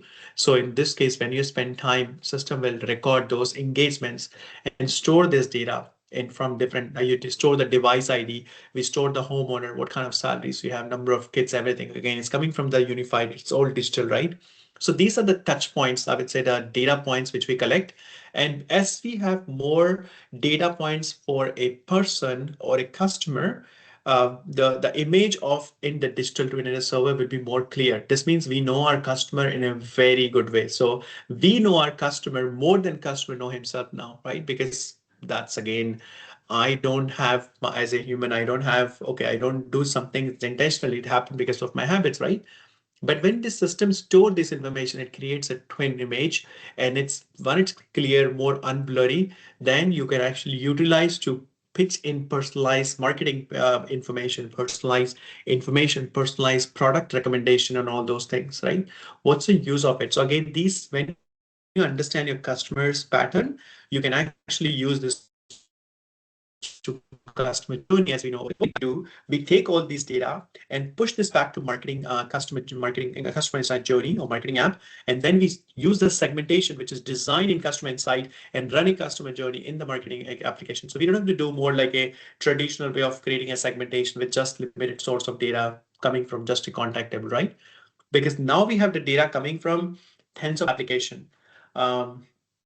I was working for a project. I can give you an example, a real example for a Canadian very large corporation, and they have almost, I would say, uh, 35,000 customers approximately. So when they build a profile for customers, it was huge. It was such a massive amount of information we are building in. And at the same time, when those customers start accessing and start using those profile, it was pretty different in a sense. We can understand the customer behavior coming from different data, which stock they are buying, what type of scrutiny happened recently, what type of coffee they like, everything actually. So again, this is basically we design those into something concept again called digital twin customer insights, and then we create something called as profile, which looks like this. So profile, again, it talks about same person, Marcus, or again, let's say Ashish. We have a number of surveys they respond, number of emails this person got, number of mobile phone or other things they're using. Again, these are just a sample profile, but we can create something like similar type of profile. Support case open, push notification registered, survey responded back, QR code scanned. So any kind of transaction performed by the person, it will automatically record it in as part of the customer insight profiling. So we just need to do one-time data setup, and then whenever there is a transaction happening on any of the system, on a batch or load process, we'll extract the data and load in the system, and it'll update the profile on a sequential manner, right? We can also understand customer, okay, what's their high on renewable energy, low on recycling. Amazon is very high, electric vehicle is very high. So what's the customer personal preferences? What's the internet affinity of this person, right? Brand affinity of this person, what he person preferred, what kind of gas they are putting every time. So again, it's very detailed enough information we are capturing from all the different systems. Again, when I swipe my credit card in Costco or in, let's say, Esso or somewhere else, based on the transaction I'm creating in my banking system, it will create the profile and it'll extract the data from the transaction I'm performing, right? So again, those details coming from either a POS application or from credit card information from banks, or like there is various other data sources, right? And then we have something called as cards actually, which we're creating based on KPIs. What is information required for us in order to see this profile? Let's say digitally engaged is very high. CSAT score from the surveys, loyalty points pretty much zero. Average annual purchase 4,500. Churn score, average basket size, and all those things, right? So again, it's coming from different application which we use inside the company. And again, some of the, so again, all these cards in this display, we can actually customize as per our own needs. Again, the data is coming, as you see, not from one application, it's coming from multiple applications, depending on the need and application and the system you use as in the company. We connect to pretty much all the application, wherever the customers sit, wherever there is a customer or customer related information sitting in the platform or the system, we actually extract the data from there and putting in customer insights for the profiling, right? So let's understand in nutshell, like what is required in order to create those kind of profiles, right? So as I said, the first information is to connect to the data source. It's called ETL, extract, transform, load. I'm sure many of you know the ETL, full form of ETL. We extract the data from the data source. We transform in such a way it's cleans, is standardized, and sorted. So system can consume. We cannot actually consume the garbage data because the garbage data generate the garbage result for us. So that's why it's called garbage in, garbage out. So that's the reason we have to make sure that data is cleansed, standardized, sorted based on our needs, how we can consume it. And the last is loading the data. So again, loading the data is also a process which is basically into a new location. So we call it as ingestion, data ingestion, right? Ingesting the data. Again, ingesting the data can be coming from various platforms. It's not just from we can coming from Dataverse or common data model. It can be come from different sort of system. And these are some of the examples. I would say the slide is like a year old something. That's why we don't have the latest screenshot, but this talks about pretty much in a overview of what different type of categories we have and how many system we can connect to. Now in the new screenshot, you may see the number called plus 1,000 because it connects to almost 1,100 to 1,400 plus number. But again, the number will vary pretty frequently and it increasing as we speak, right? So again, we can connect to different data sources. Again, it's not limited to just Microsoft. It's go to even Salesforce third-party application.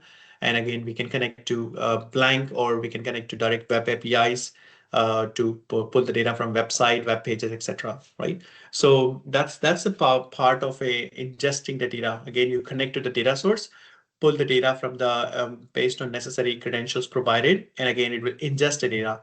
Once the data is ingested, we need to do some sort of a transform and load process, right? Cleans and transform and load. We already extract the data from the system now. We have the data sitting in our platform in Customer Insight. Now is the time for us to transform and load it, right? So again, when we extract the data, sometimes those columns are basically is not coming up in the right direction. So again, you see this product ID, this is again purchased on is not a proper format. So we have to make sure that the formatting of the data should be done correctly, which means we actually click on it, change this to, okay, it looks like this is a date format for us. So we change this to date. We change this to price because it's a price for me. We change this to decimal. It's a product ID, so we can put this as a primary key for us as a product ID, right? Because the product pause purchases. Um, uh, oh, sorry, it's a pause purchase. So this should be just a product ID, just a alphanumeric. But I'm sure there will be something called as customer, where customer is our unique identifier, which is like a primary key for us. So purchase, pause purchases, whenever customer buy this, this transaction line belongs to Ashish, let's say. And then another system we have Ashish, and we'll connect this two different transaction line coming from two different system, but going to the same customer. This is the trick of, or I would say this is a use of the transforming the data into a more meaningful conversion, so we can consume it easily, right? So that's again it's part of the data ingestion process. So once you load it, once you click on next and again transform the data, once you say yes, data is cleansing is done, we change as per its need and transform the data, and then it start loading the data into our system, right? Until this system data is sitting on the platform, but it's not loaded inside the Customer Insight, right? So once the data is loaded, then it's a time you need to go into the next step of creating a unified customer profile, like matching and merging process, etc. Right?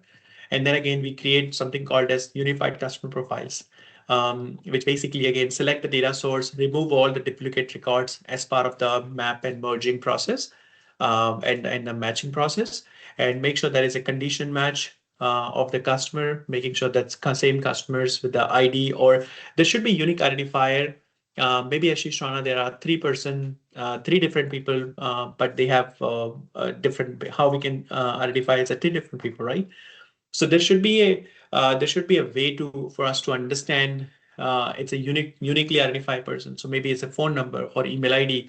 So we need to know that's during the matching condition, what is match with this particular person, right? So that's how we understand the customer and unify the customer profile then, right?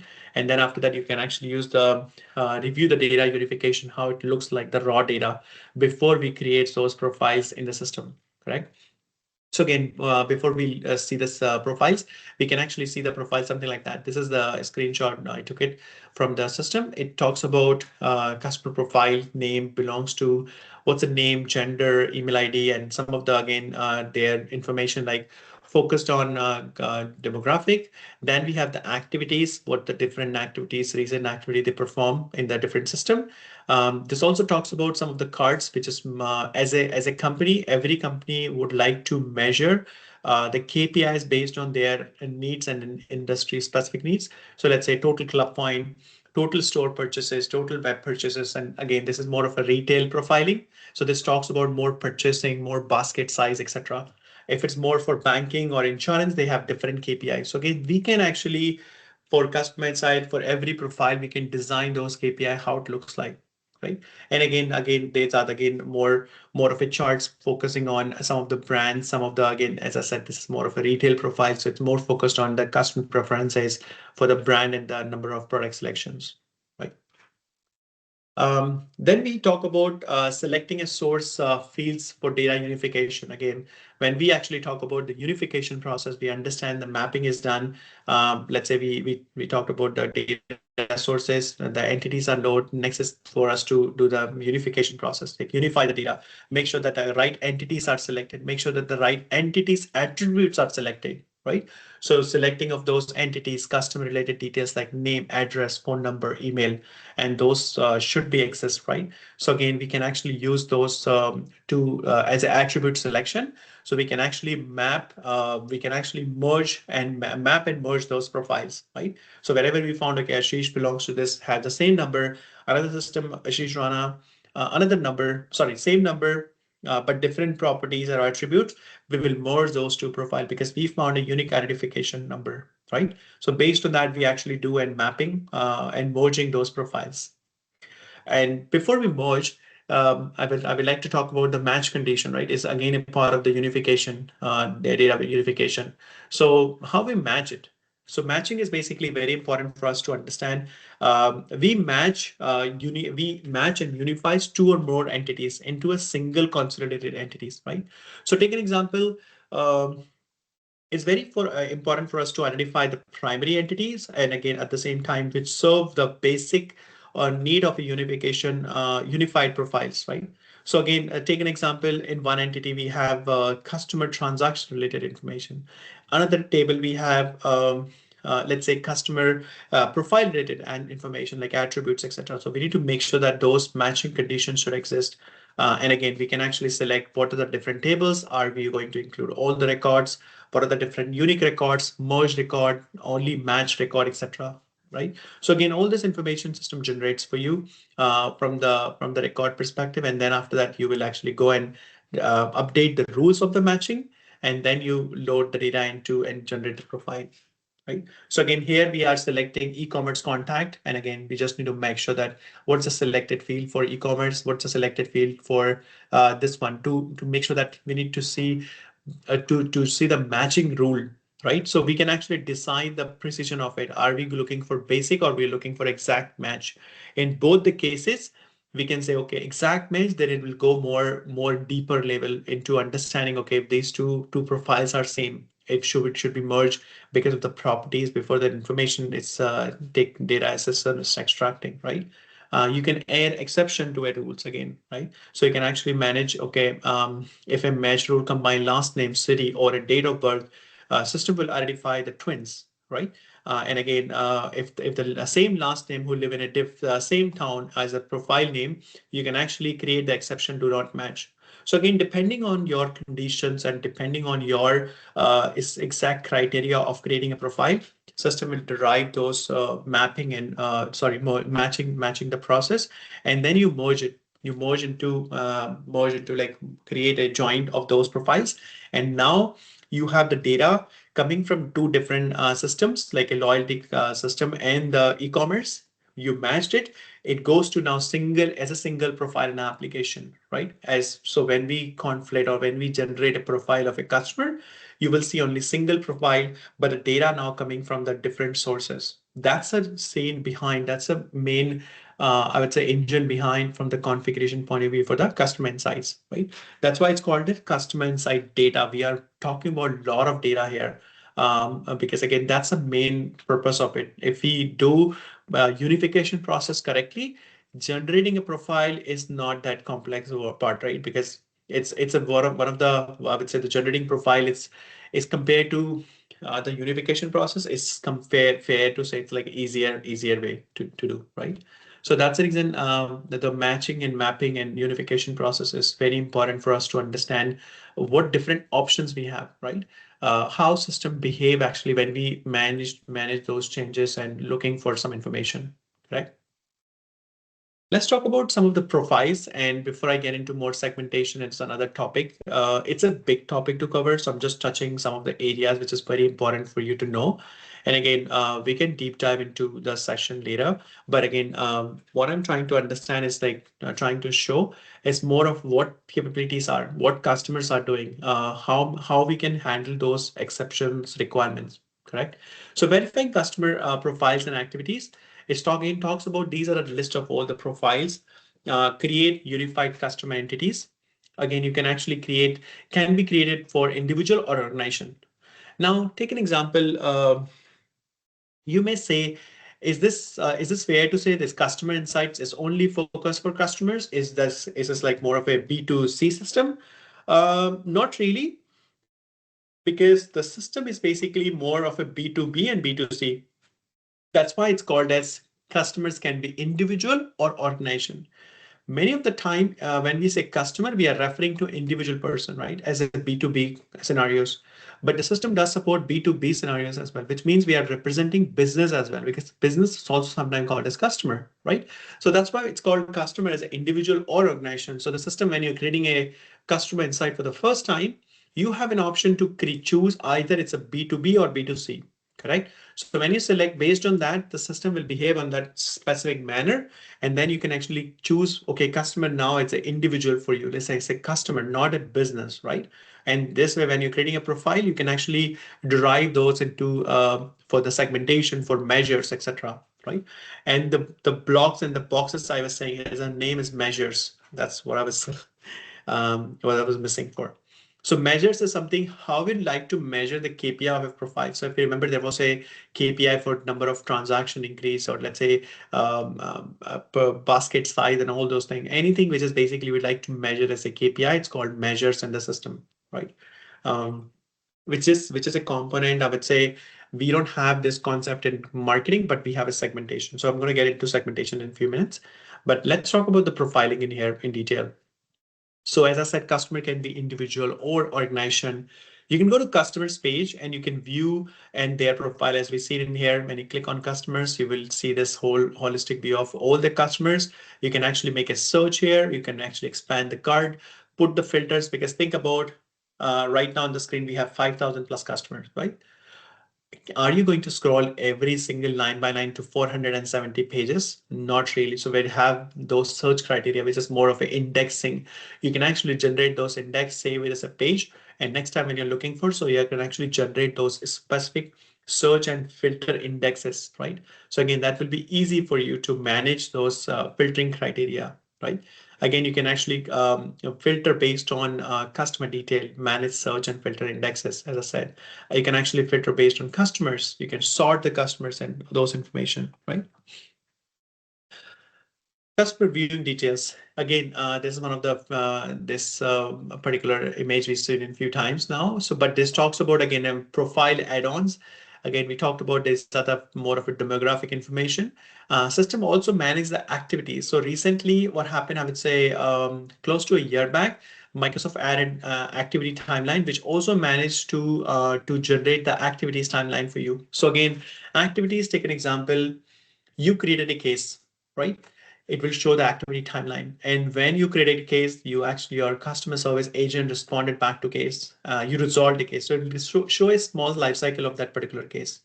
After some time, customer purchased something and they open another, they provided a website review that they like the product. After some time, you see the customer open a ticket or a case for that particular new purchase.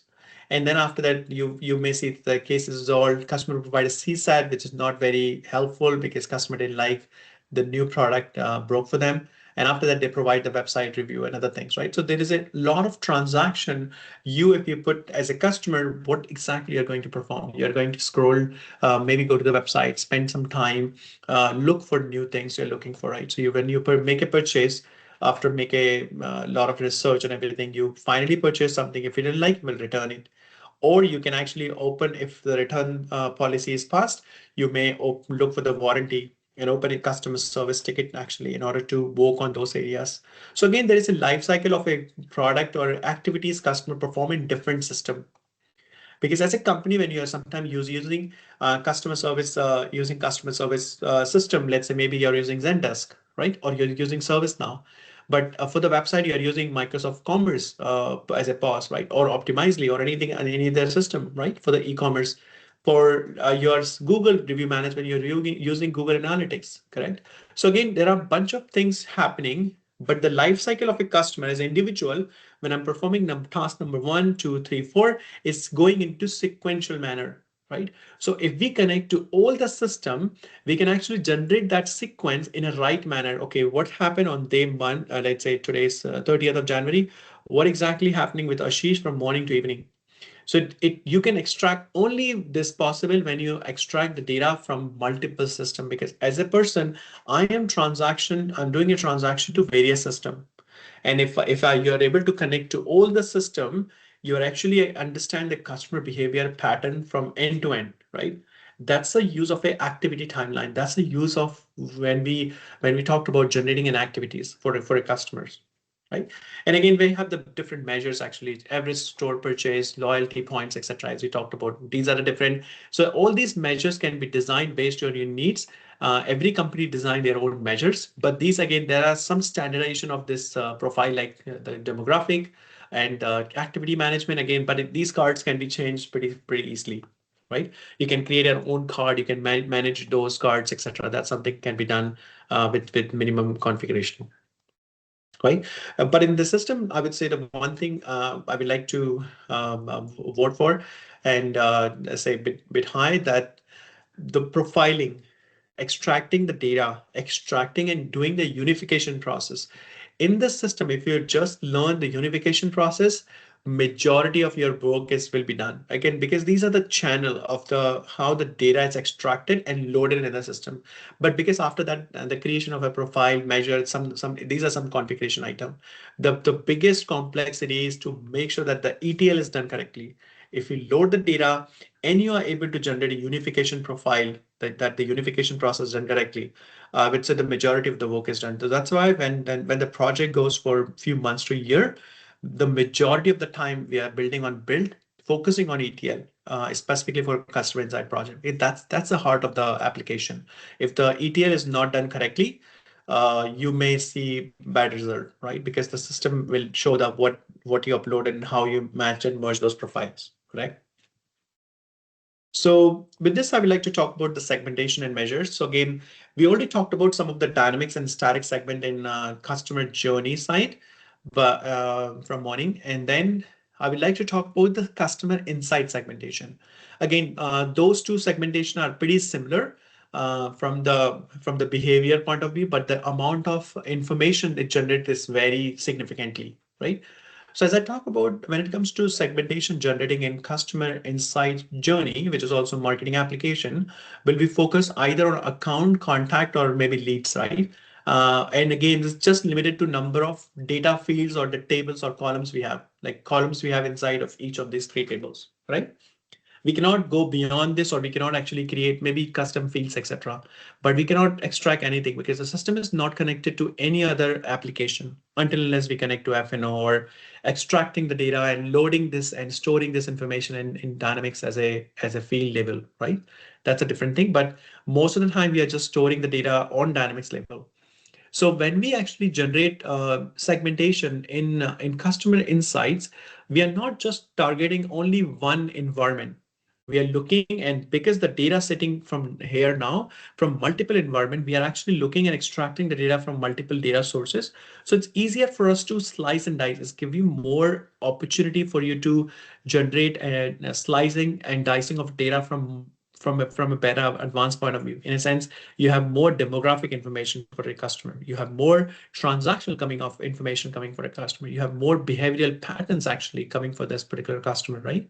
Because we understand the customer end-to-end journey based on the transaction and the behavior they are doing on various applications for our organization. So we can actually extract the data and load in such a way and generate those segmentation more comprehensive way, right? And then again, we have choice to select either dynamics or static. It's again automatically when a new customer part of it. In every 12 hours, it will update and add new group of customers who fulfill this criteria. Right? Take an example, summer promo. Static will be doesn't change. So number of group of people or a group of customer, B2B or B2C scenario. If the time where you're creating a segmentation, you will identify number of customer, it will stay consistent until unless next time you come update the change either in criteria or modify the script of the static segment, it will change, right? Rest, it will the number of customer will be stay consistent.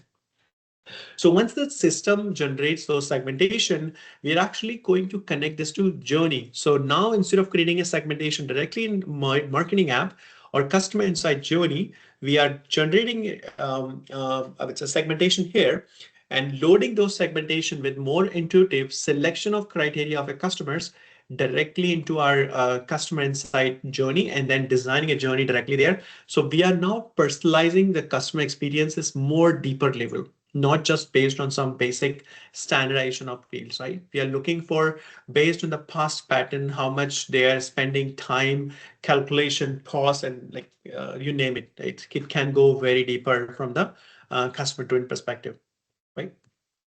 Um, we have a lot of things to do, but I'm just going to touch upon some of the areas which should be part of it in the system. So I would like to talk about some of the display customer data in Dynamic 365 application. So again, there are a few ways you can actually talk about it and show this the customer insights data into the system. The first important thing is, let's say you can actually use something called a customer insight customer card add-in. It was in preview, I would say, long back, but now it's already available. So again, you can actually add a card, a customer card and add in into a and you can add those into the form, and it will display the customer insight data directly into your forms of let's say case form or customer form, contact form, account, those forms, right? In Dynamic 365 CRM directly. One more thing you can do, you can actually, many of the company, they design Power Apps, Canvas app. They actually connect those Canvas app and add a widget of a customer insights card, which basically talks about focused on what the customer is looking for and providing exact information to it. And after that, you can actually embed those Canvas application in the form of Dynamic 365. So either you can embed directly the add-in, but if you like to create an intuitive app which just knows focused on just providing customer insight data, but more relative information around it, you can actually create a Canvas app and then put this Canvas app directly, embed this app into the form of customer insight, or you can actually directly use those app in tablets or something, right? If you remember, I talked about an example of the coffee. If you're going to buy coffee based on past purchases and the number you provided, system generates the loyalty. And based on those loyalty generated, system actually provides you, okay, what's the behavior of this customer? What exactly they have purchased in the past? Is this customer are happy based on the loyalty point we have? Is this new customer? Something like that, right? So based on all the analysis, it will actually generate a result into the application and display those information to the user, right? And again, when I say to the user, and now those information can be consumed either in Dynamic 365 CE, or it can be consumed in any other application, or let's say in Canvas app or Power BI or anything like that, right? So there is a various ways. If you go to the architecture reference, when I start the session, you have various ways you can actually consume or interact with the information which generates in customer insight. Let's talk about customer insight with Power Platform. Again, Power Platform is one of the core function of the customer insight. So I would like to talk about some of the Power Platform area. I'm sure everybody aware of what is Power Platform now. So customer insight can follow some of the data entities following, and again follow and also display and connect those information either on Canvas app like Power Apps. Again, when I say Power Apps, it can be modern app or Canvas application. You can actually use the Power Automate. So let's say whenever there is take an example, you create a measure and you say that measure is going to manage the customer CSAT. So whenever out of 100 customer CSAT go below 75, you will trigger an automated email, send it to the account manager for that particular customer who's managing, let's say in B2B scenario, right? So whenever there is a customer CSAT score go by a certain percentage or reach to a trigger point, system will automatically send a notification to the account manager, and then this account manager and other things can go and push this information and again reach out to customer directly based on issues and things they created, right? So this talks about some of the Power Automate scenario.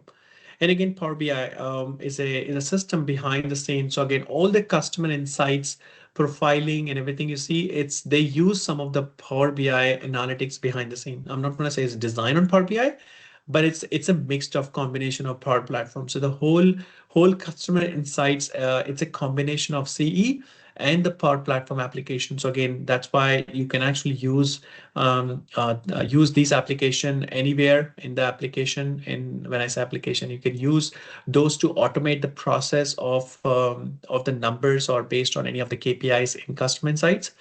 Plus, you can actually consume the custom insight data in these applications. So it's vice versa, right? You can actually use it back and forth to design those customer insights information and profiling, right?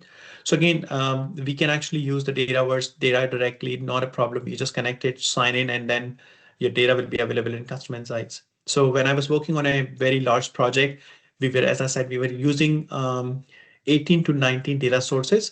It was for very large financial client, and they would like to understand the customer behavior. So they have a system, they have websites, data sitting in Excel, very old legacy application. So again, it was so very hard for us to design those API, extract the data, load into the system, right?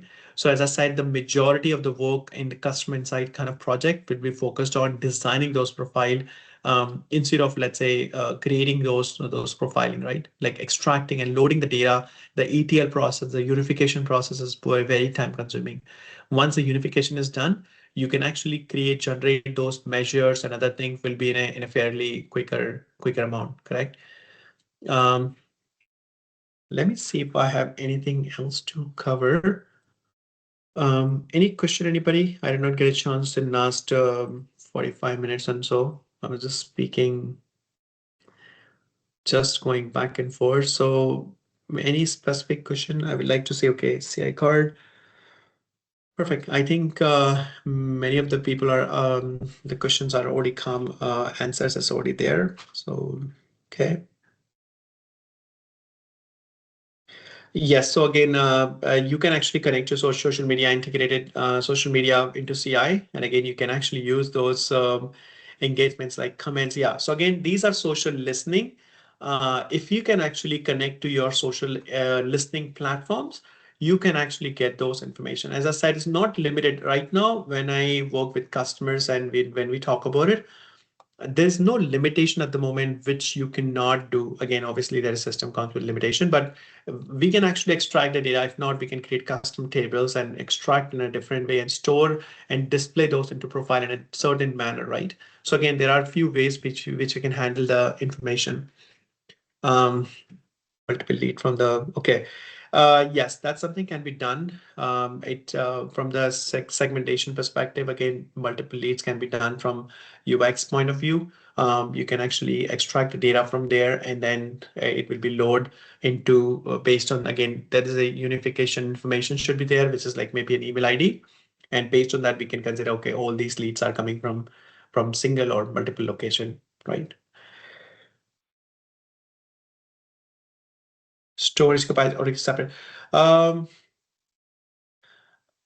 okay, so this is more of a data store data take part of your storage capacity, or is it separate? So again, you can extract the data from there. I need to understand what's the meaning of exact question, but it looks like you can, yes, you can store like you can actually yeah, it will store the data in the Dataverse. At the same time, from those profiling point of view, but you can also extract the data from there, right?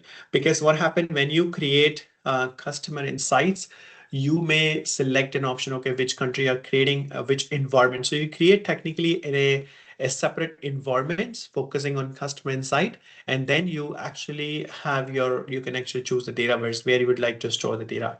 I think Microsoft recently are looking to or providing an option to store the data ADL, Azure Data Lake, so you don't have to store the data in Dataverse because again, we have a lot of limitation on the storage capacity, right? Is the Copilot for CI? Yes, so Copilot in CI, it's included in the licensing.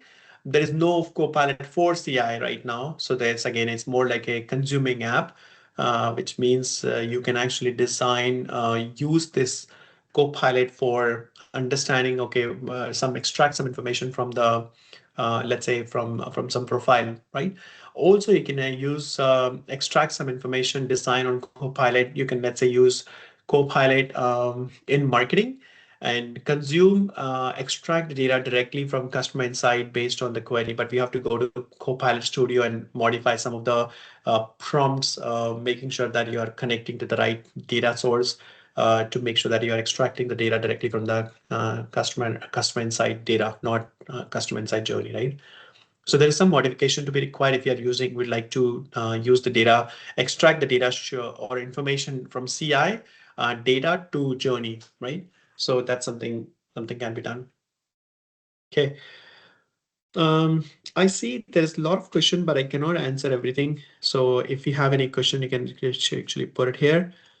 But majority of the question looks like I already answered. Yeah, if you have anything, we have a few more minutes. Actually, you can actually start and ask a question. I will be here for a few more minutes.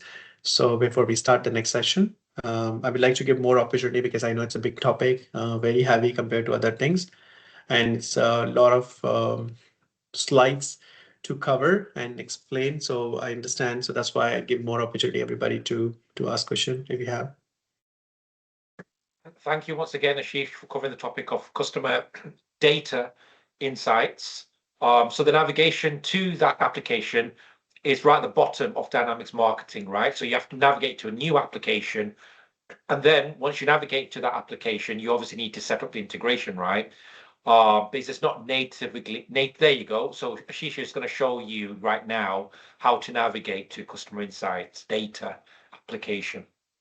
Yes, so I'm just looking for customer insight marketing app where we have in here. Somehow I need to see a moment actually. Let me see if I have that one. Oh, we have this journey. I was looking for marketing name. Sorry about that.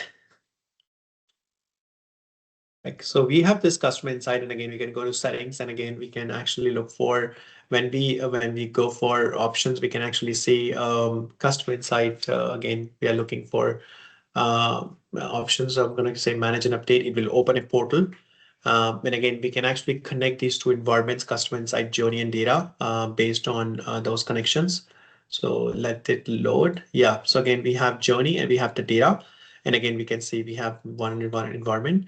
So again, from here, we can actually go to look for customer insights trial, right? So again, information.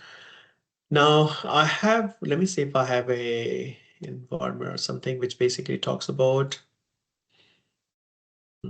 customer insight journey. Let me see if I have this thing manage storage. Yeah.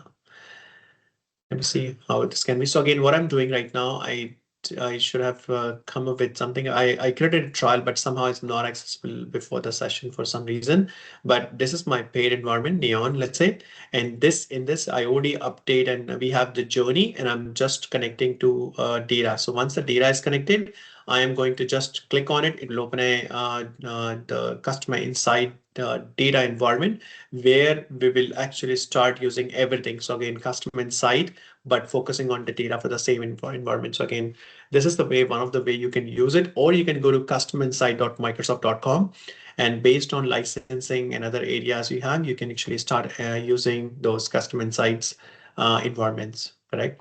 So what I can do, what I would like to show is you can actually go to customer insight trials, or you can actually go to customerinsights.microsoft.com. I can put this in the chat, and then after that you can actually sign in with your trial environment, and here you go, your sign in is ready. But if you like to use customer insight journey and data as an integrated environment, so this is the one place you have to go. You have to go to customer insight journey app, go to version, and you have manage and update version, and it will land you to provisioning of customer insight and data integration and connection. So this way you can actually just install, and then you can actually start using the customer insight as an integrated environment. So that's why the Microsoft come up with a new SKU for the customer insight licensing. It's just a one license. So customer just need to pay for customer insight. It includes journey and data. But again, there is a journey and data come with a limited amount of transaction. It's a transaction based application or subscription, not based on the number of users. So that's the reason it basically more focused on the transaction areas, right? Let's see if the installation is done, and very quickly I can like to show you for, okay. Anything else anybody specifically would like to see in this in the customer insight? I'm just going to check the questions and answers. Sorry, I'm just checking if there's any outstanding questions. So the question: are the CI data customer card profiles available to CE users in D365? How was this different from the Insights tab on the lead and contact? Okay, give me a moment. Let me see the question. And there's a question by Mala asking, when a customer comes up with a query that would be available on Customer Insights profile.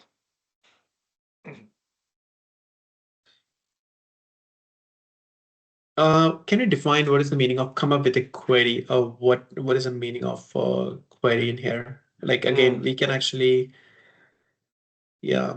Okay. So I'm assuming what Mola's asking is that basically I think what he's asking is how do we customize or can we customize the insight profile? And you showed those profile cards, right? That Yeah. they can be customized based on the measures and Yes. the queries. Yeah. Yes. We can customize those profiles. We talked about it. Everything, majority of the, like I would say 40% of the customer profile is standard, like name, demographic information, or those areas. Plus, let's say we have those measures actually. So company to company, you can actually generate your own measures. That's something can be defined at the same time. You can actually create your own KPIs. So you create your own segmentation. You can create your own KPIs, and those queries, those customization will be displayed as per the need of the customer profiles. That's something will be part of it, right? I see. I'm just very much interested into that question related to that lead scoring side of thing. I'm just trying to identify where is that leads inside, because that's something that's very interesting use case for me to understand and see if that's how that can be Yeah, done. well, you might be lucky actually because we might be covering that shortly because we're on the end of the hour now for you, Okay, yeah, Ashish. perfect. I think we are on time. Sorry about that. So I think a huge round of applause for you, Ashish. Everyone, really, you covered it quite well. In terms of explaining end to end how to, the options available and how the use cases for it, right, as well as the enterprise scenario. So really appreciate you joining us all the way from Canada today, Ashish. Really do. Please share your contact details. If you could just bring up your profile on the screen so that people know how to connect with Yes. you, that'd be great. So there you go. So if you want to connect with Ashish, guys, these are his connection details. You can add him on LinkedIn, on Twitter, as well as his email below. Thank you once again, Ashish, for joining us all the way from Canada. Keep up the great work that you're doing, and hope to see you again very soon. Thank you very much, Raz, and thank you everybody for inviting and give me opportunity to present. Hope to see you again. Thank you very much. Fantastic. Thank you once again, Ashish. Okay, last session of the day. But we've got a huge, we are very blessed to have the following person joining us all the way from Australia. We want to thank Amey so much because Amey has joined us at very early time, all the way from Australia. As you know, today we've had to make a lot of changes to our agenda to make this bootcamp happen. And so we're very grateful that Amey, who's a legend in the space, a thought leader in the space of customer insights and marketing, to have you here today, Amey. Hello, Amey. Can you hear us? I can. Can you hear me? Thank you so much, Amey, for Oh, look joining us at all the way from. that. Oh, we can see you as well. Fantastic. Oh my Excellent, gosh. Amey. I am Excellent. Thank awake, you I so much. promise. Wow. So we really thank you. It's very early in the morning in Australia, but you really have helped us out, the community out here today in kind of closing off the boot camp. So without further ado, Amey, if you could share your screen, and whilst you share your screen, I just want to let the community know how to connect with you, Amey. So obviously make sure you connect with Amey on LinkedIn because she's creating a lot of, well, follow her blog for sure. Okay, so she will share her blog with you shortly, as well as connect with her on LinkedIn. So without any further ado, Amey, because I know you've got a very busy schedule ahead of you, so we can see your screen. So Sweet. without further ado, Amey, the show is yours. Awesome. And feel free to interrupt me because I'm really bad at screen sharing and I'm going to switch from presentation to showing stuff. So just look after me in case I'm not sharing the right screen because I'm still at the age of 33. I still can't manage it. Anyway, hello. You get to watch the sunrise in Australia, everyone. How's that for a presentation feature? So today, I know it's probably been a bit of a long day, maybe, or you've just joined because you came to watch me try and put sentences together at 6 in the morning. I don't know. But I want to talk a bit about, you've probably covered a lot of here's things and this is what they do. And I want to show you a bit of what stuff looks like in the real world. And a lot of what I do with my customers is that quite often they don't have just customer insights journeys. It's not usually the first one that customers end up with. It's usually second, third. So it normally exists in an ecosystem of sales and customer service. So I want to talk a bit about how we can help them work together a little bit and stop people getting stuck on their little app-based islands. So I decided to title it Beyond Boring Email Campaigns because it's more exciting than that. I know you've got a Q&A. I'm happy to be interrupted as we go as well. Because if you ask me questions at the end, I won't have a clue what you're talking about. So feel free to kick them in there. And we'll see if we can address them as we go. I'm quite into the whole jumping around and going with the flow. Raz introduced me much more succinctly, but here's a summary of me. My name is Amey Holden. I'm one of those MVPs that knows stuff or likes to think they know stuff. I started in Dynamics 365 sales and service by accident. I was good at computers at school and accidentally got a job doing Dynamics 365. And here I am 7 years later, still doing that thing. I do a lot with Power Apps, Power Automate, and obviously I'm more known for my specialization in customer insights journeys, mostly because not many people know about it, so it just kind of works. My mantra, which is kind of slowly breaking day by day, is ABC, which is anything but code. And then I go and build really complicated automations and completely contradict myself. That's my brand at the minute. That's where we're going. I'm really good. I really like running and I'm really good at getting injured. That's two of my specializations. And on a daily basis, I pretend to be an adult. Website and email down here. If you want to send me a nice message to tell me I'm great, feel free, or just to ask questions. Either's good. So as I mentioned, there is more than just Dynamics 365 customer insights journeys. There is in the customer engagement world, whatever we're calling it now, there's customer insights journeys, service, and sales. So we've got to be aware of them all. They live in the same ecosystem. They use the same contact database, same lead database. So we need to make sure that we're thinking about the big picture and not just sending out newsletters and creating leads that we throw into a bin somewhere, into a bucket. So that's what we're going to talk about today. 4 things I'm going to try and cover, which may be a bit ambitious, but we'll see how we go. And I did jump on the call and someone started asking about lead scoring. I don't know what the question was, but if you want to repost it or ask it again, I'll try and address it as we go. Just going to breathe for a second, if that's okay. Yeah, cool. All right, let's start with lead scoring. So this is something, again, I learn all my stuff from my customers asking cool questions. So there is lead scoring in Dynamics 365 sorry, I'm not going to say that whole sentence. Customer insights journeys is what we're going to call it. And we also have lead scoring in the sales app, which is called predictive lead scoring. So it's understandable that this is very confusing. So what I'm going to show you is a bit of how we can make them both work to their strengths and make them work together. And this is going to be totally demo, so it could go to an absolute car crash. And I'm going to try and switch my screen, so just stand by. I'm doing it. It is down here. Okay, everyone can see my screen. I'm confident with this one. I've got the red line. I've nailed it. Good work. Going to move you guys over here. Okay. Lead scoring. So out of the box, Dynamics 365, the customer insights journeys, let's start with, has lead scoring. And it's a scoring model. Good things about this lead scoring model. The things that this can do Oh, maybe I should start with sales. Let's start with the sales one, because then I'll tell you why we need the other one as well. The leads sales scoring, I think you do have to have the sales premium license, or possibly the one that gives you all the fancy sales stuff, but it's really good.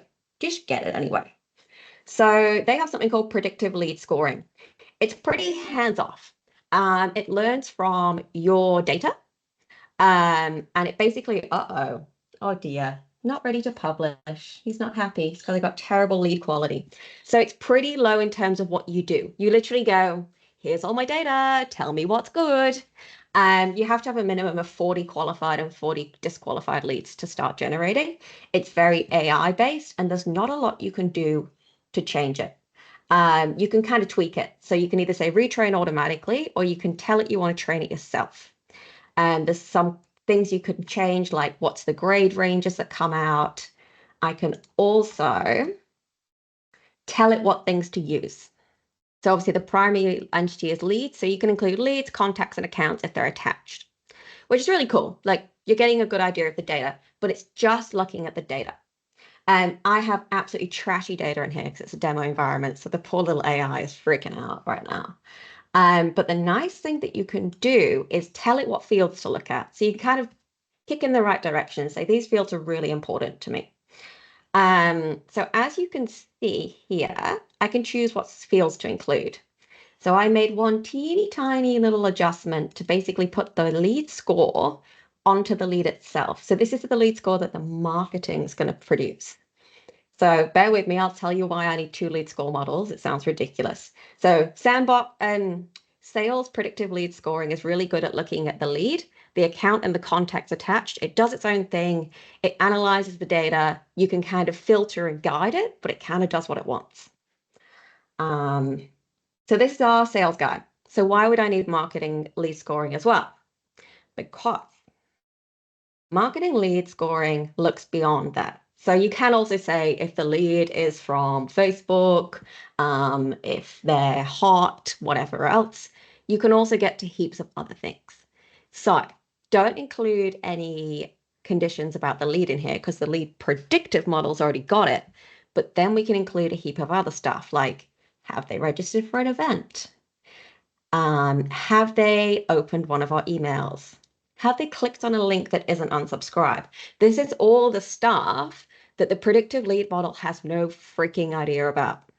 So the way that we do it is we generate the marketing lead score using all that, it's called interaction data, like clicks and sends and all that kind of stuff, because it doesn't actually live in Dataverse. It lives in a little data lake somewhere swimming around, being all juicy. So then what we can do is start to drive the score based on our marketing messages and signals, like someone's landed on your website, they're up to things, okay? So then we get to pull them together. So then we tell the predictive lead score, hey, there's this number I'm going to generate. It's from marketing, and you should consider it as part of your lead scoring. So then it comes out really cool. So if my lead scoring was working, I think let's see if I can make it work. I don't think it will because he's very upset with my terrible lead quality. Obviously, you'd include more than just that field. You'd include things like lead source, blah, blah, blah. It takes a while to go and train it, but I'll just show you what it looks like on the lead. Let's go with this guy here, our good friend Joe Bloggs. So once the lead score generates, it will show up under here. So currently we're on marketing one. Once the sales one shows up, it also shows up under here. So you'll be able to see the sales one and the marketing one. They're both considering each other. So back to the entity lead, the marketing lead scoring. It's so confusing naming 2 things the same. I'm so sorry. I didn't name them. It's not me. So let's talk a little bit about lead scoring, just because it's important that the lead scoring is only as good as, I see a question on lead scoring. I will come back to you. I see you. It's only as good as what you put into it, right? Because it's a little bit free reign, which is kind of cool. But it's also a bit scary because people like the best question, it's not the best. The most common question I get from customers is like, how many points do I get for that? And I'm like, well, it depends what you want to do. You can have, you define the thresholds, you define what a point means. So that's like honestly the hardest bit, deciding what to give points for. and what each point is worth. I do not have a magic recipe for that. It's completely up to you. You kind of just need to go and like, it's a bit like, you remember those, what are those books called? Not Ghostbusters. Goosebumps. Did anyone read those? They find your own, you make your own story through a book and you choose where to go, like go to chapter 2 to fall into a hole. It's a bit like that with this. You've got to kind of work it out for yourself, fine tune it, tweak it. So I'm just going to flick this. I don't want to stop this because when you stop it, all the lead scores disappear. So I'm going to show you the lead score first, and then I'll stop it and show you how we can play around with the scoring.